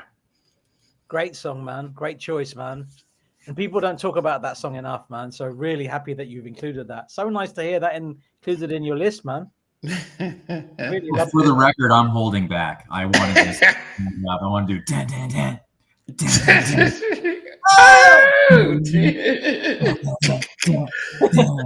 Come on. Yeah. We had Lionel C. Martin doing all the videos back then. He used to do the black and white and color and blue and stuff like that. And yeah, it reminds me a little bit of the Let's Chill video, because he does a little drama scene where you see Mike Bivins having a cold and can't leave, and Ronnie's trying to call his girl and the phone doesn't have the all of that. And Mike's like cooking under the cooking. Yeah. Okay. Nostalgia. Come on, VJ. What's up for you? My number 4 is from. Are you the one POV? Okay. Contains a sample of EPMD's "You're a Customer" from 1988, the Honey Dippers' "Impeach the President" from 1973. Some people may know this already now. And Fausto Papetti's "Love Theme" from 74. And Stevie will hate that I've included a remix again, because this is the main version of this song that it's known for, as per the new rules set out in the group previously. And it's Jodeci, "Boom, Come and Talk to Me" remix in your face. Number 4? Number 4. It's amazing. What a song, man. Come and talk to me. And it was and as we said previously, it was it changed everything. It was one of those moments where it shifted the dynamic of the musical landscape. That remix was very, very important for all of the music that we love. It was massive. So Come and Talk to Me. And who's credited for the remix? We said we had this conversation last time. It says it's remixed by Sean Puffy Combs. That's it. If it's just him, great. I thought Tony DeFat or Rashad Smith or somebody might have been involved, but it's just credited as a Puffy remix. That's it. Just Puffy. Nobody else. No other names on that remix. Yeah. He pulled a Gene Griffin in. But have you seen the performance of Jodeci on Soul Train for "I Gotta Love"? Oh yeah, absolutely. And they're trying to keep up with the dance moves, and it's like, okay, do we turn this way? That was. You realize that They were trying, but they weren't performers, man. No, it was funny. Like now that we know, we definitely thought it when we were watching it, and we're like, huh? But then when you found out they really can't dance afterwards, like, oh, okay. I mean, Johnny Gill could have taught them how to dance, but they needed to find their lane where they could just walk around and be smooth and stuff. But yeah, that was the most funniest thing. There's another video. Do you remember the Keith Sweat "Why Me Baby" with the LL Cool J? So there's a video version, and I can't find it anymore. I used to see it back on the day on MTV and the box. LL Cool J tries to give Keith Sweat a high five, and Keith Sweat doesn't see it at all. So LL Cool J's left there hanging, and he's like, "What the hell's going on?" Just looking from side to side. It's so bad, and I've been trying to find that bit. I can't find it anywhere. It's that was another funny one. Anyway, I just share that. Then speaking of LL, just before Stevie comes in, I always remember the flex on David Letterman. And they're singing "Round the Way, Girl," and it starts off with Eric Williams from Blackstreet, but we had Darren Lighty on the piano, so he didn't have to dance, but it was his brother. I can't remember Darren's brother, but you've had them dancing, and because LL liked to dance, and the Flex were like, no, we don't really dance, but we had to dance with LL and stuff like that. It just seems clumsy and stuff. But they still tease Eric Williams for that. And Stevie, okay, go ahead. One last thing. Hopeful is saying JoJo and Dalvin can dance, and individually they can. But old school Dalvin and JoJo, I would assume. But the thing is, with that video, they were trying to do synchronized dancing, and it just wasn't working. Yeah. Casey and Devante weren't on the same level as the others. Yeah, it just they with their boots. I mean, compare them to Ex-Girlfriend. Why don't you come home? I mean, what's them backflip and everything on stage? Exactly. Stevie. My number 4 is possibly a song that Michael Jackson and the Jacksons it's probably the best song they never recorded, but it wasn't them. It was from another group that they just sound like them on this track. Again, they released several albums. I could have picked a track from any of their albums that would have made in this top 10. But for some reason, I play this track the most. And it's from Troop's Deeper album. And the track is Set Me Free. What a track. It is a Jackson song. Not waking. Da, da, da. It just sounds like the Jacksons to me. It show you the way to go, man. Let me show you. What a great track. Show the way to go. That's what it is, man. What a great album this is. Love that. That is an amazing Deeper album. One day we're going to deep dive into this album because it's a fantastic album. Yes. Aren't we, Nandi? Aren't we, Nandi? We're going to deep dive into this album. Yeah. I know we did do an episode of it, and we had John on it as well. Yes. Heartbreaking. And that guitar, is it Chucky Booker on? I think it's a Chucky Booker track. Let me just check the credits. I'm sure it's a Chucky Booker track. 1000%. All these pictures of motels in here, and why didn't the Jacksons? This is if the Jacksons had recorded an album in 1992, it would have sounded like this. I do believe it would have sounded like this album. Set Me Free. Yeah, here we go. Here's the credits. Yeah, Stephen Russell has not made any bones about his Michael Jackson fandom, straight up. And when he listened to like the Lady in My Life, he actually redid Lady in My Life. I remember even listening to Lady in My Life back in like 90 and thinking to myself, don't you go nowhere. Like I'm like, that sounds like Steve. Like that's great. I know where Steve got his whole Steve's from. Strange Hotel sounds something like off the Victory album. That track Strange Hotel. Sounds like something else. Yeah. Love it. Jackson's. All right. So my number 4 is You look so sexy, you really turn me on, blow my mind every time I see your face, girl. Yep, Beej, me and you are the same. Boom, boom, Boom, I'm Number not 4, trying. baby. Number 4. Come and talk to me. I really want to meet you. Can I talk to you? I really want to know you. I want to know. You want to tell me your name? Let me play your game. And it goes, ah. All right. That's it. Fantastic. Devonta wrote that at 15, and he had a girl singing it, and when they went to New York at Uptown, they brought it out, and then he put Casey and Jojo on it. But how do you, at a 15-year-old, just start writing songs like "Come and Talk to Me"? I mean, he says, Dalvin says, was everything as it is.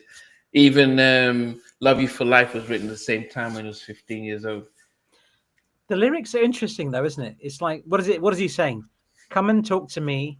I really want to know your name. That's what a 15-year-old would say. Yeah. You don't want anything else. You just want to say hello to the girl. That's it. There's nothing else going on in your head. But when you listen to that, you don't think you don't think Tevin Campbell's "Can We Talk"? The one sounds like a little like, okay, that's a little instant school love, and "Come and Talk to Me." It's Casey's voice. Casey had a very mature voice, and that's what sold the song for me. That's what sold the group, actually. That whole soft and hard kind of dichotomy. Yeah.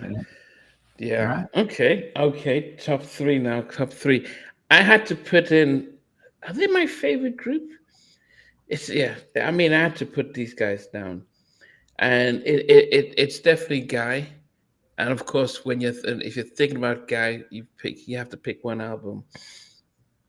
Now, I was very close to thinking of Groove Me, and then my third favorite song from Guy is Teddy's Jam 2 of the Future album. So it was like, but this song featuring the lovely Tammy Lucas is just a mainstay for me.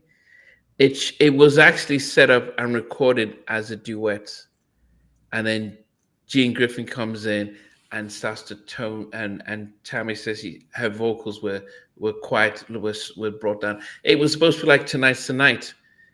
It was supposed to be singing to each other, and then Gene just thought, no, I don't want the guys to be overshadowed. Who knows the reasons why?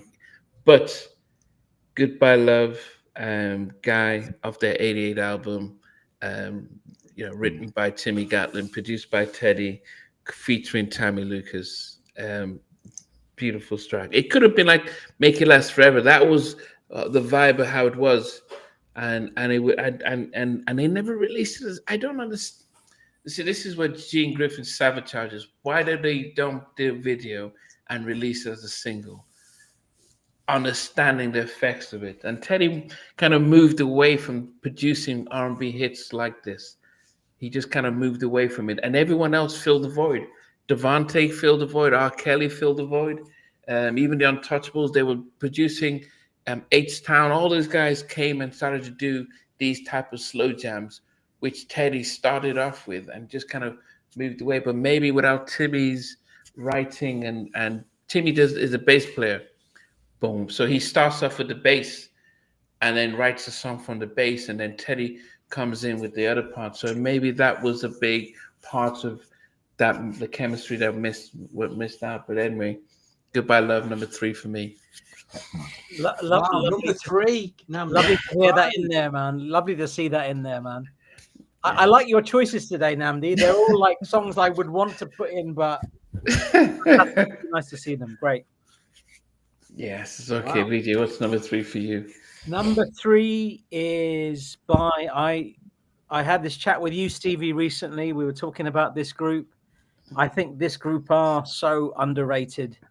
They credits the song. So the song is by the Mac Band featuring the McCampbell brothers. The song is Roses Are Red. Stevie kindly let me have this record the other day. What was I thinking?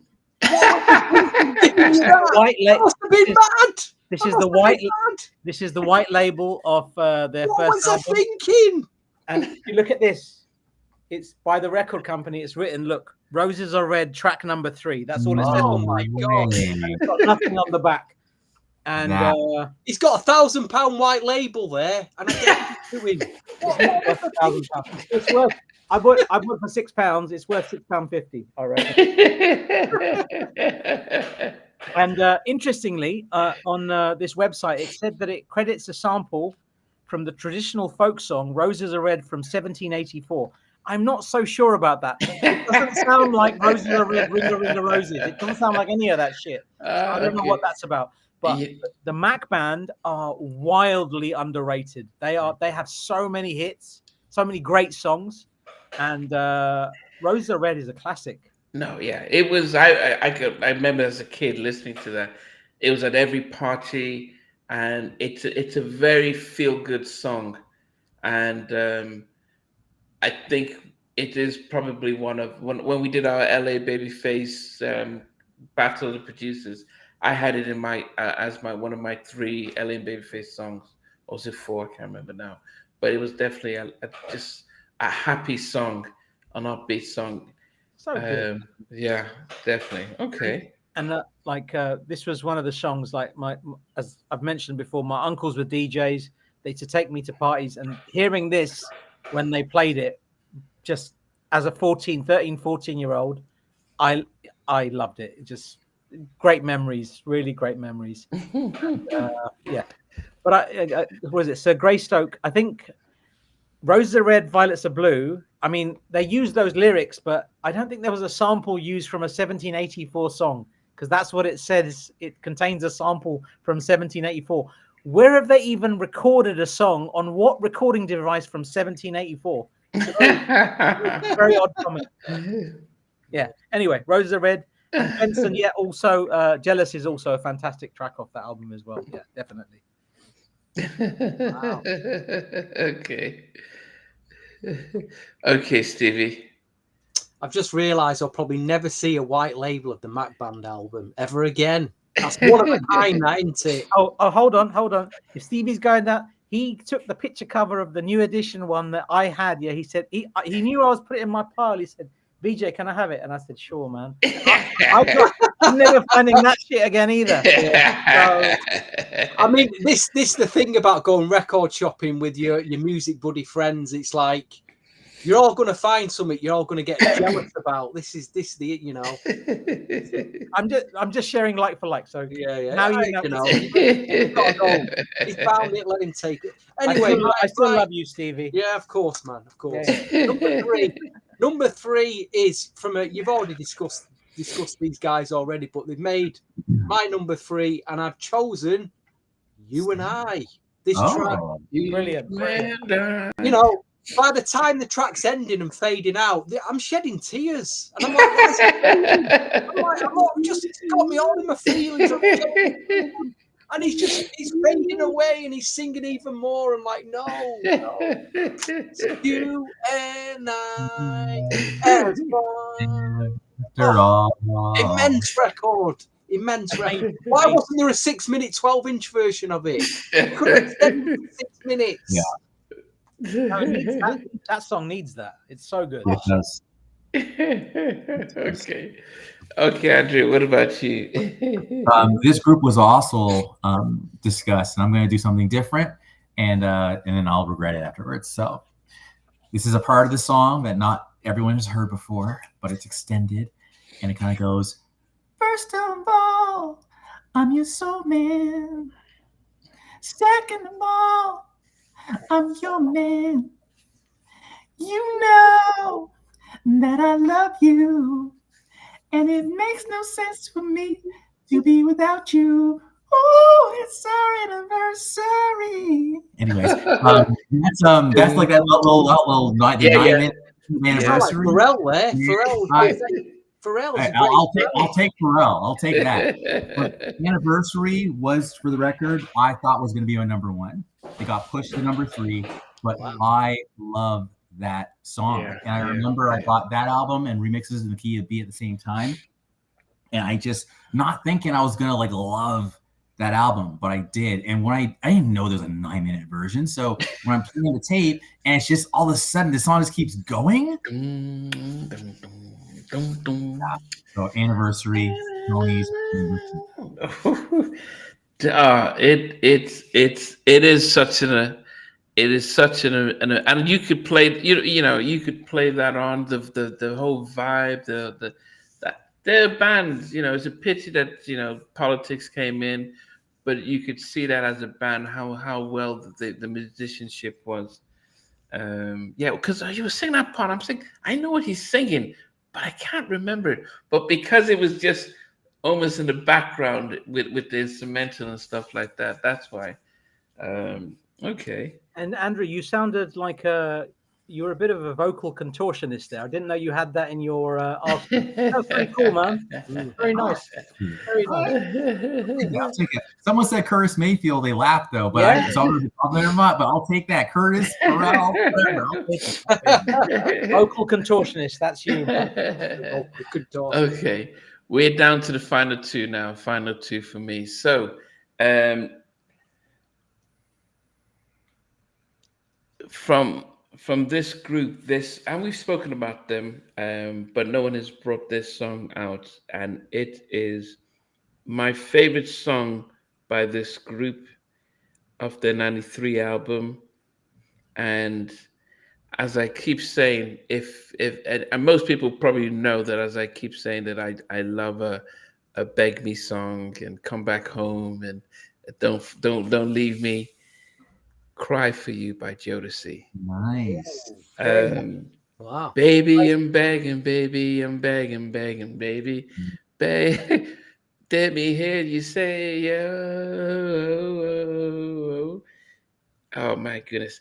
I think I still remember this because '93, I just enrolled into college, university in Alabama, and my roommate, he was from the South, but he was into New York hip hop, so all the Das Effect and all that stuff, and he'll try and dress like he was a New York person, but he was a country kid. But then it was funny.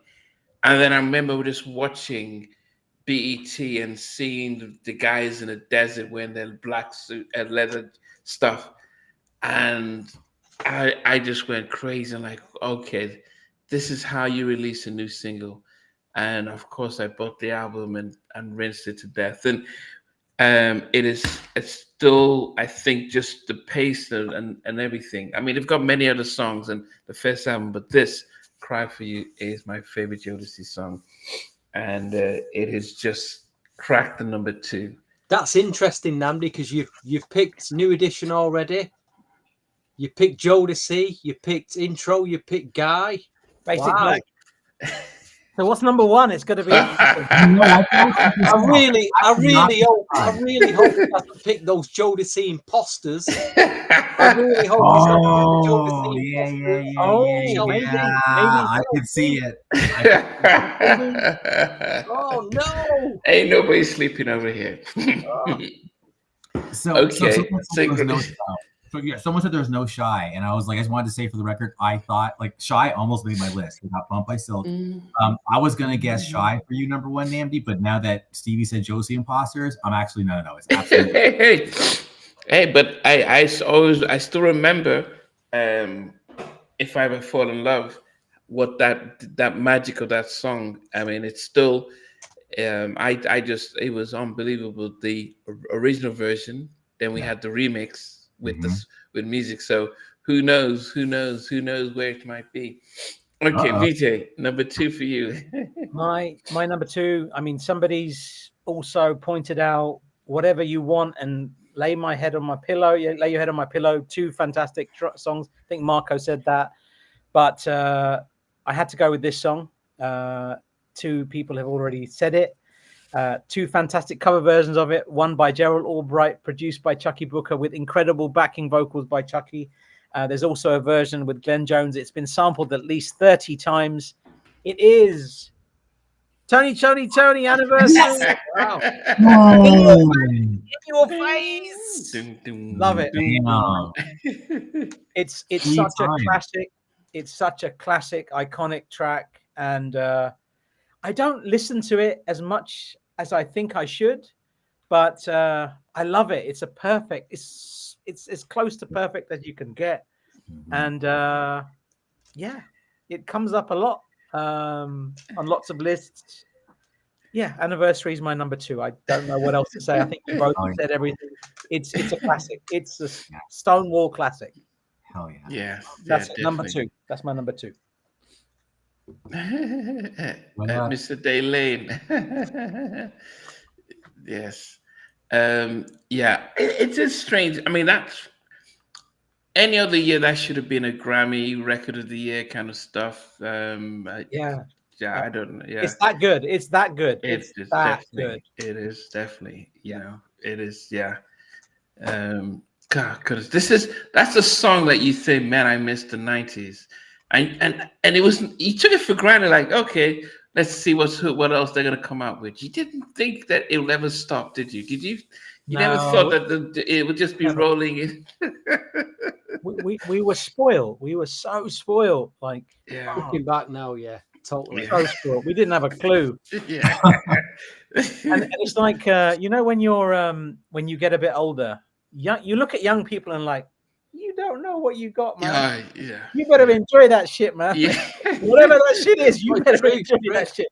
Yeah, it's true, man. We don't understand what we got until it's gone, man. No, I never thought that it will ever get that.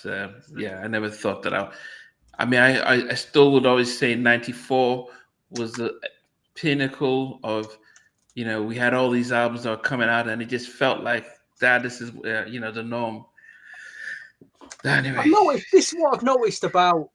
I don't know if it's the Gen Z generation. When an artist puts out a new album, and then by the end of the week they put the album sales figures up. This album has only sold like 2,000 copies, and they're all like, haha, it's only. I'm like, why are you being like that? Yeah, they did it with Sierra. Why Yeah. Yeah, I think social media likes to look at people's the bad things that happen in people's lives. They just people embellish that a little bit too much. They need to calm down, man. People they might all be raving about the track, like that Tyler. She had a massive hit with Water. Everyone loved that track, right?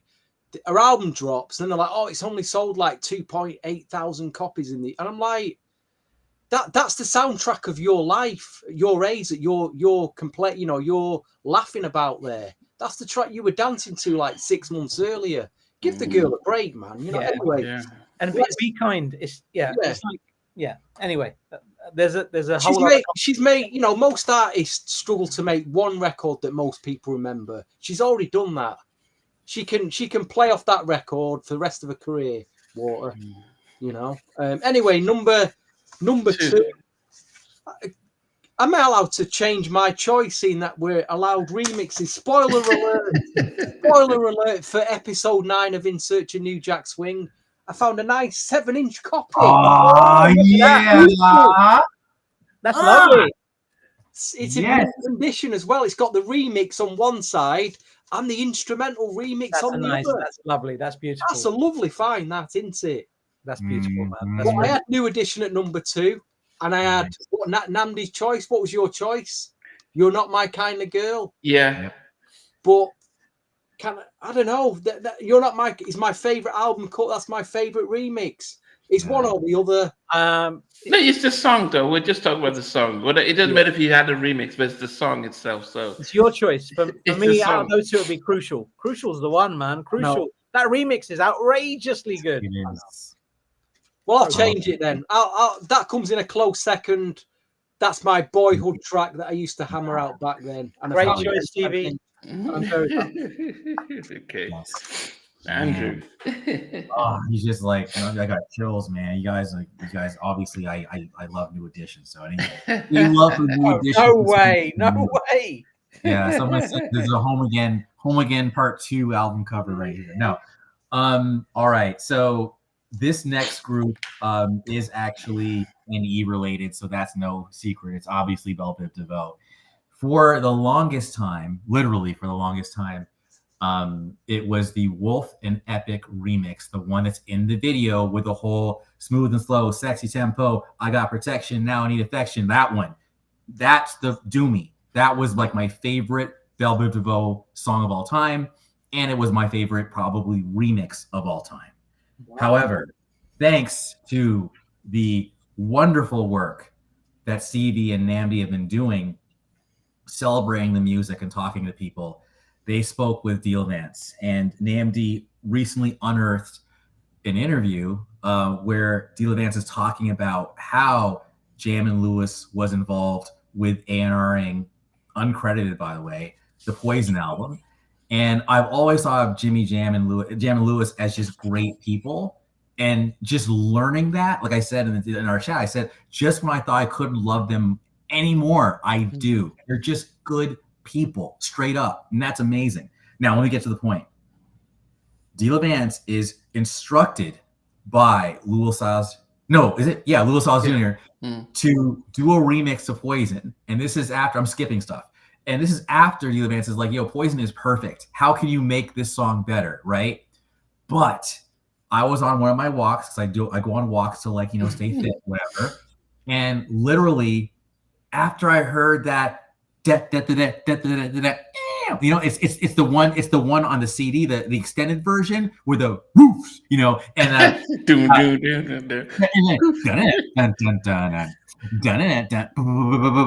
and there's more echo and stuff, and boom, yo, you guys, I'm being nerdy, but just check this out.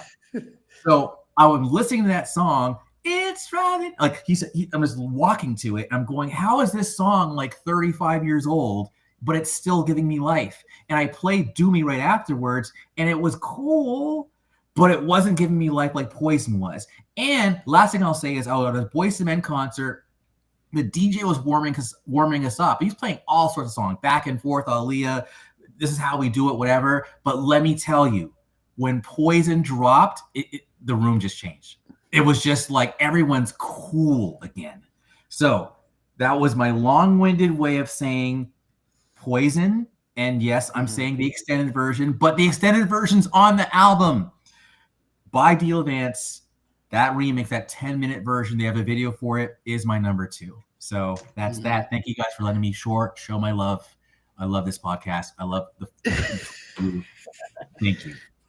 Do you even like the box as well? Woof. That was Rule and Deal Vance. Well, said, yeah, let's put some wolves on box, and he says, some box. He says, yeah, give me that. Oh goodness! So that was the thing back then. Okay, all right. So guys, we are going from I'm going to go from 10 down to number 1, but there were some honorable mentions that couldn't make my list. Pretty Brown Eyes by Mint Condition. You've Got to Live and Learn. I mean, that was such a one-hit wonder, but Joe Public did something really. So we had the gangster movie stuff out of LA, but we had some really upbeat stuff. You know, we had the Poetic Justice and stuff like Live and Learn. So the guys who had the dreadlocks and singing very uplifting songs and stuff. So Joe Public, Over Now by 112. What is this? I just love the Mob Beep stuff. I wish they could have. Very nice. This would have been if this was a number number 12, and I almost pushed it to number 10 by Honey Love by R. Kelly and Public Announcement. So it was a group, but I listened to it. I was like, oh man, this was Baby. I said, give me that honey love. Okay. And then the one that just missed out was Why You Get Funky on Me by Today. They just missed it out. So that was it. So number 10 was Tonight's the Night, Blackstreet. Number 9 was Kissing Game, High Five. Number 8, Feels Like the First Time, Intro. Number 7, You're Not My Kind of Girl by New Edition. Number 6 was Nothing But a Party by Basic Black. Number 5, Anniversary by Tony. Number 4, When I See You Smile Again by BBD. Number 3, Goodbye Love by Guy. Number 2, Cry For You by Jodeci. And number 1, which makes my I think it's in my all-time top 5, well, top 6 favorite songs. Darling, I can't explain. Where do we Oh, lose our nice. way? Girl, it's driving me insane.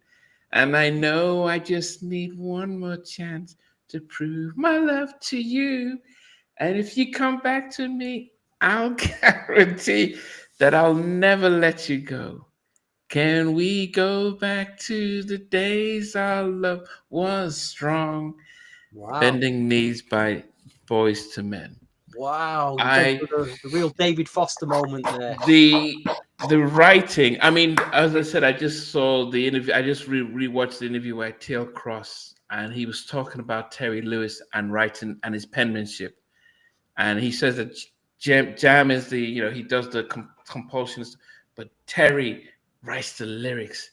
And I listened, and I told you, I'm a come back to me. I'm sorry, and I just love the song. I love when Wanye comes in and it builds up, and it was number one for it knocked I Make Love to You off the top, off number one, and stayed there for like 12 weeks or something like that. Such I didn't give it justice for anyone who has not heard it before, but it was such. I bought the album as soon as that came out. I didn't like I Make Love to You, and I'll be honest, I just thought it was like a baby face, like yeah, he just wrote the song. But on Bending Knees, oh, so that is for a group. I don't think I've had a better song from a group, for a male group. So that is my number one. Sorry for the bad singing, but No. I'm serious. That's an interesting choice, man. Oh, you guys thought I was going to have Dru Hill? I didn't know. I thought it was going to be like H-Town. I thought it was going to be like, I thought he was going to have that 5 steps to heaven or whatever it is from Dru Hill or something like that. Part-time lover or something. I don't know. They had the leather in the desert too, Like anyway. No. The reason why I don't. I'm a good friend of Woody, so hearing the whole story, it's hard for me to pick a Dru Hill song based on the backstory. It's very hard when you do these shows, the people directly. But no, I couldn't. Bend the Knees, Boys to Men, and I'm glad you guys didn't guess it. And that's the thing. Yeah. No, didn't have a clue. Was not expecting that. That came out. I have one more question. I've heard, and it could be my own like crazy mind, or maybe I heard it, but I heard that On Bended Knee might have been originally meant for New Edition, but then it was given to Boyz II Men. That's what I heard. I don't know, because I always wonder what they would sound like on that. But anyway, because even that Helplessly in Love on Bended, I hear some similarities. But anyway, not to like talk too much about it, but I love that song. It's very Jam and Lewis, and I just wanted to show love for that. Yeah. Okay. All right. VJ, come on, count yourself. So for me, there are so many artists that I have not included, which I feel gutted actually. I didn't think of R. Kelly and Public Announcement because that album has like every song, any song could make this list. Anyone, it's such a good album. That first R. Kelly and Public Announcement album, so good. I wanted to include Shamari, Highland Place Mobsters, Deja Groove, Low Key, Arts and Crafts, Simple Pleasure, The Boys, Men of Vision, Portrait Silk, Immature, Belle Biv DeVoe, Gangster I mentioned, 112, Come See Me was on my list, After 7, Heat of the Moment, Full Force, Boys, Ain't Too Proud to Beg, no, what was it? Ain't My Type of Hype, sorry. Boyz II Men Simpin remix, 911 Cutie, H-Town Part-Time Lover, Basic Black, Whatever It Takes, made it to number 11. So from number 10, it's Blackstreet, Baby Be Mine. Number 9, New Edition, Crucial. The dance remix, Today, You Stood Me Up. Mint Condition, Breaking My Heart, Pretty Brown Eyes. Intro, Let Me Be the One. Belle Biv DeVoe's Word to the Mother was number 5. Jodeci, Come and Talk to Me remix, number 4. Mac Band featuring the McCampbell Brothers, Roses Are Red, at number 3. Tony, Anniversary at number 2. And my number 1 it samples Big Daddy Kane's Raw from 1987 and Cerrone's Rocket in the Pocket from 78. It is Teddy Riley featuring Guy. Oh, nice. The right thing. It was either this or Spend the Night, but it went for this. I went for this because My Fantasy, the way it made me feel when it came out. And I always remember what Raphael Sadiq said when they went on tour. Because when Tony and Guy were touring, Tony couldn't believe that Guy had come out with a song like that. And they're like, we're going to have to compete with that shit. And they did. And they tried to, and they did whatever they did. And but My Fantasy is outrageously good. I listened to it to death. I it made it on more mixtapes than probably any other song. And yeah, My Fantasy is my number one. Right, featuring Guy. Let's go. The one thing you guys I don't do Trouble, but I do have. When I first time I interviewed Damon, he was like, "How can a group be featured on another group's member's song?" And he wasn't too happy about it and stuff. But I will never put that clip out. You need to watch the whole interview in context, because there was a reason for that as well, though, because like this came out on Motown. Yeah, this song came out on Motown. Do the Right Thing. Now the rules were that, or the company rules were that they only wanted Guy to be on Uptown MCA, and the only way this would work is if they did Teddy Riley featuring Guy, and it was like a little loophole that they'd found that would allow them to work it. That's all it was. It wasn't Teddy trying to be mean or like trying to be at the top or whatever, from what I understood. But wait, if you hold up the album cover really quick, isn't there like some crayon that says Teddy with an arrow? Yeah, something like that, like Teddy, like pointing to him. You know, so that was weird. I think that's just a bit playful and silly. I don't know. Yeah, I don't know. I don't think the guys found it silly. They found it like anyway. But it was a beautiful song, beautiful video. And I remember being in boarding school watching that. I mean, the big question is, if that track had never got released, we might not be sat here today discussing this. Our musical directions may have took something completely different, you know? Yeah, I still remember that song, and that was when I'm like, okay, so that guy did this and this and that. Yeah, that was the song that got me into Guy. Like I say, if they wouldn't have released it, big tune, very different. Huge. Summer of '89, man. I remember the video, the spandex, like, you know, the tank tops and the spandex, and like, you know, like all that. Like, cycling. Yeah. Anyways. What do you think? Was that a good choice for number one? Hell yeah. Like, to me, like, it's like Spend the Night and My Fantasy, to me, they're like Sonic siblings. They actually they fit together. Like, I love that song. And it's a great choice. And not an obvious one either, in my opinion. Yeah. Thanks, man. Okay, Stevie. Mint Condition at number 10, with, again, going back to the gay bars of San Francisco. Why are we in the gay bars in San Francisco? Do you want pain, sir, or do you want pleasure? Anyway, number 9, moving on swiftly. Oh, right. End Touch. So Used to Be My Girl. How is that going? Number 9. What a track. Number 8, Low Key, Stay a While. Go and listen to that if you've not played it recently. Number 7, Belle Biv DeVoe, I Thought It Was Me. Number 6, Basic Black, Don't Make Me Fall in Love. Number 5, Intro, Why Don't You Love Me. Number 4, Troop, Set Me Free.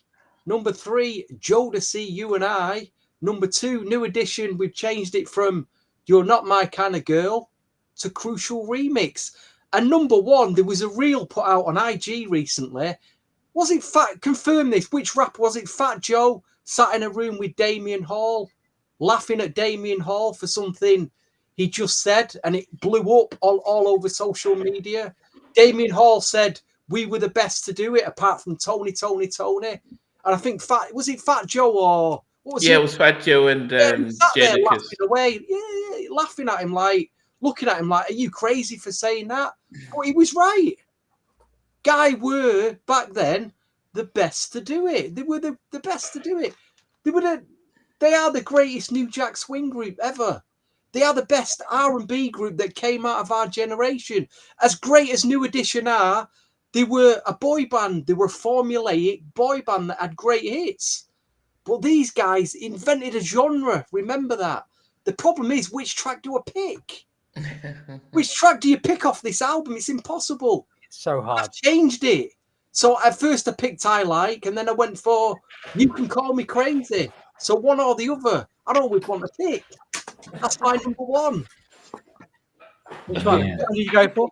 The You best can to call do me it. crazy. You can go a great. And you know what? Ironically, Damien Hall, unfortunately, had nothing to do with this album. If we're really going to get into it, so he wasn't the best to do it because he wasn't in this album when it was made. It was Timmy Gatlin. Yeah. But amazing you song. worked that one out. You worked that one out. Yeah, it's definitely I mean, definitely, guys. One of that, an amazing album that changed the course of music history. You know, that's when men, hip hop guys, started listening to R&B. So yeah, made a massive difference. So it paved the way for people to listen to Jodeci and H-Town and stuff like that. So yes, definitely. Okay, up to you, Andrew. So I want to give a few honorable mentions to the Boys. I liked All My Heart. I want to give an honorable mention to Troop. I think for me, it would be probably the Sweet November remix, to be fair. My love song. I already mentioned Love by Mint Condition. But Conversation Mix by Blackstreet, someone put that in there. I know what song you're talking about. That's crazy that you put that in there, but cool. And because I mean, I respect it. That was cool. Force produced that, so that gives props. LFO, someone kept mentioning them. Like, really? Like New Kids in the let me just focused. Number 10, Freak Me. Silk. Number 9, Boyz II Men, Please Don't Go. Number 8, 112, Dance With Me. I Spend the Night video mix. Number 6, Ready or Not, After 7. Number 5, I Like the Way. 4, Come and Talk to Me, Jodeci. Number 3, Anniversary, Tony. Number 2, and number 1, of course, is New Edition. What song is it going to be? Unfortunately, is probably predictable AF. But what isn't predictable is my delivery of how I announce the song. If my voice cracks, I apologize to everyone here. So I've never done this part right here.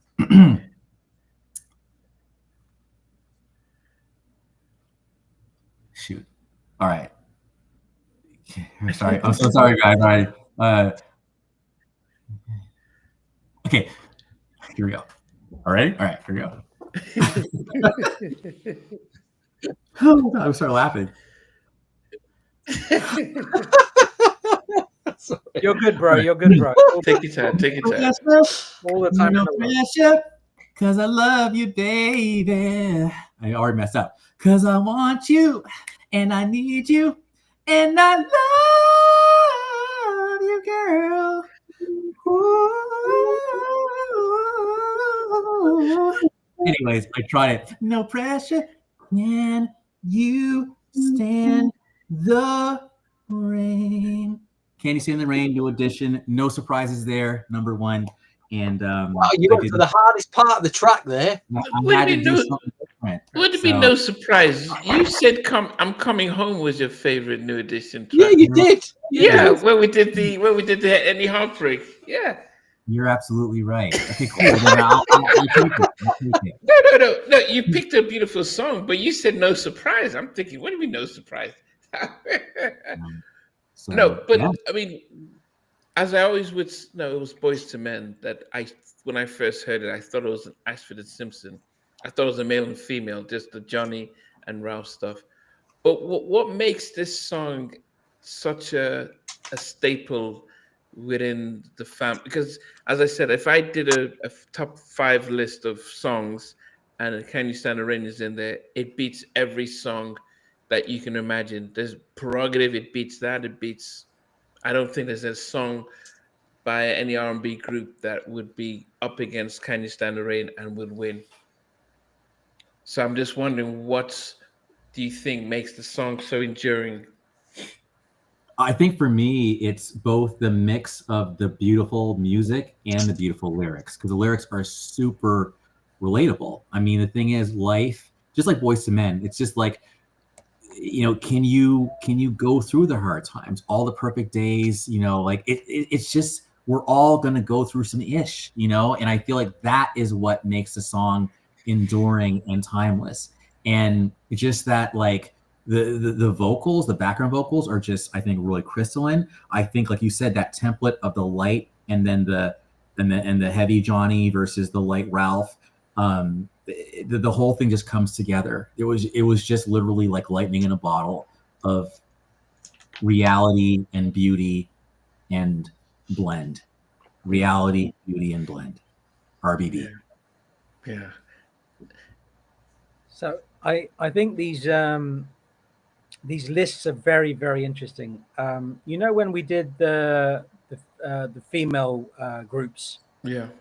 it was very difficult to get the data to say which songs would fit. But for this, there is clear data. Okay. So there's enough data for. There's two lists here, yeah. So one is the songs which had the most prominence, and whichever song made it to number one. And then there's a separate list where which groups were voted the most by everybody.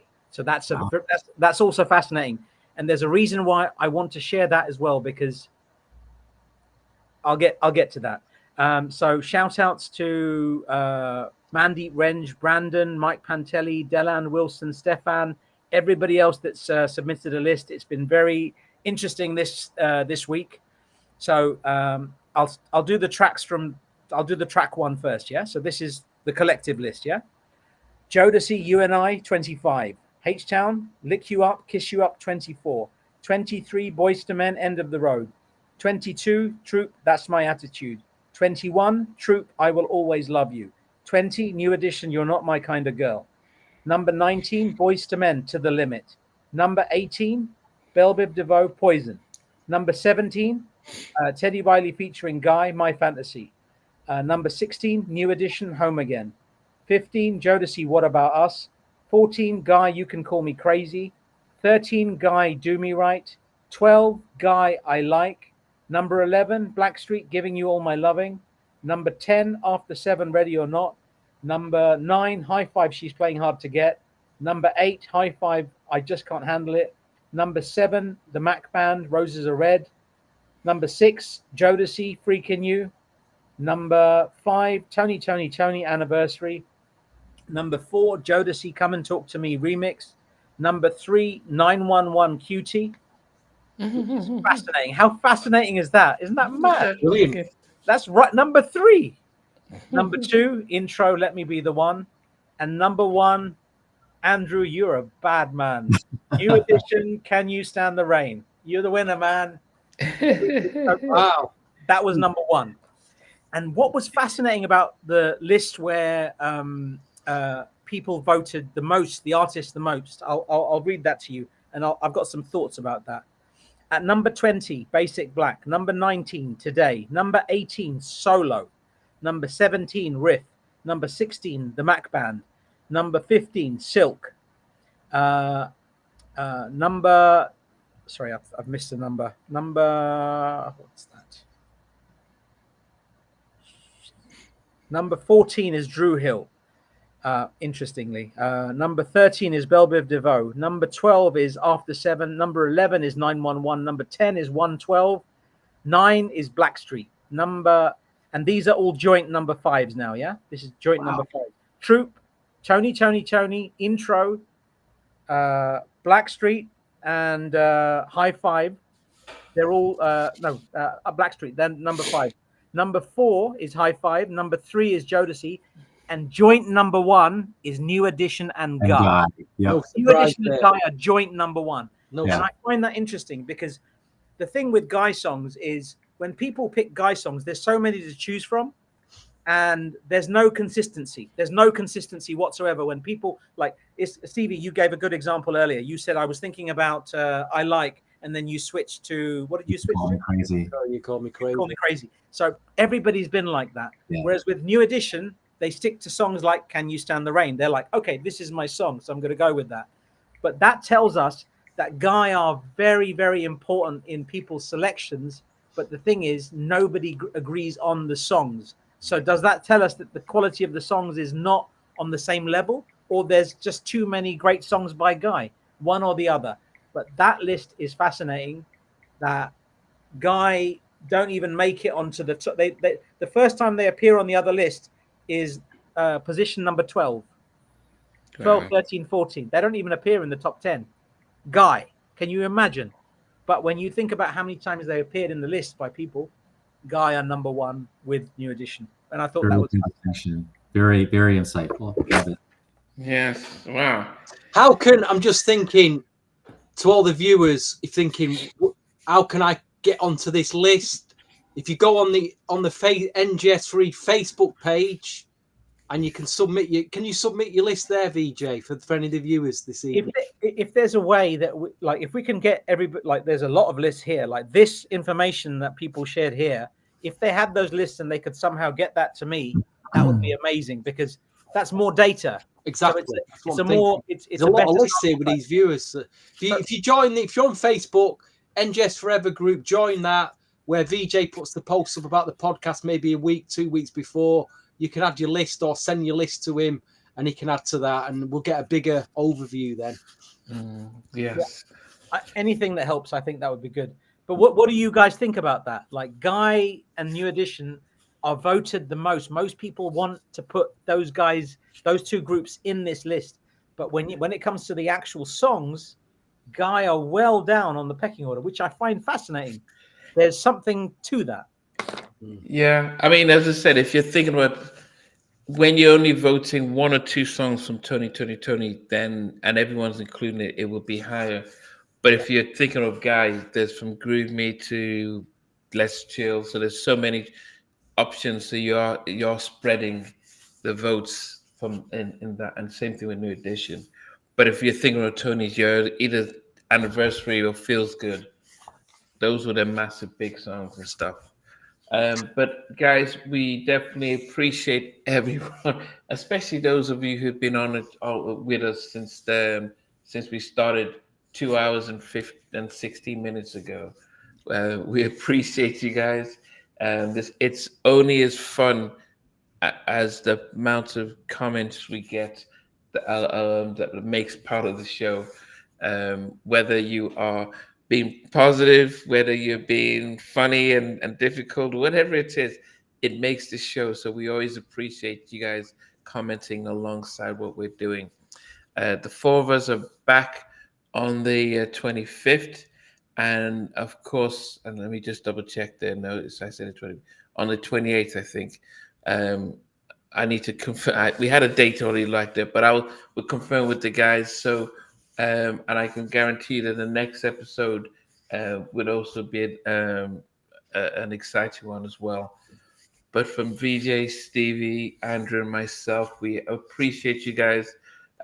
We could have easily pre-recorded this and listed it out, but it's no fun without you guys. So thank you guys. And everyone in the bars in San Francisco, send their loves as well. Good night, guys.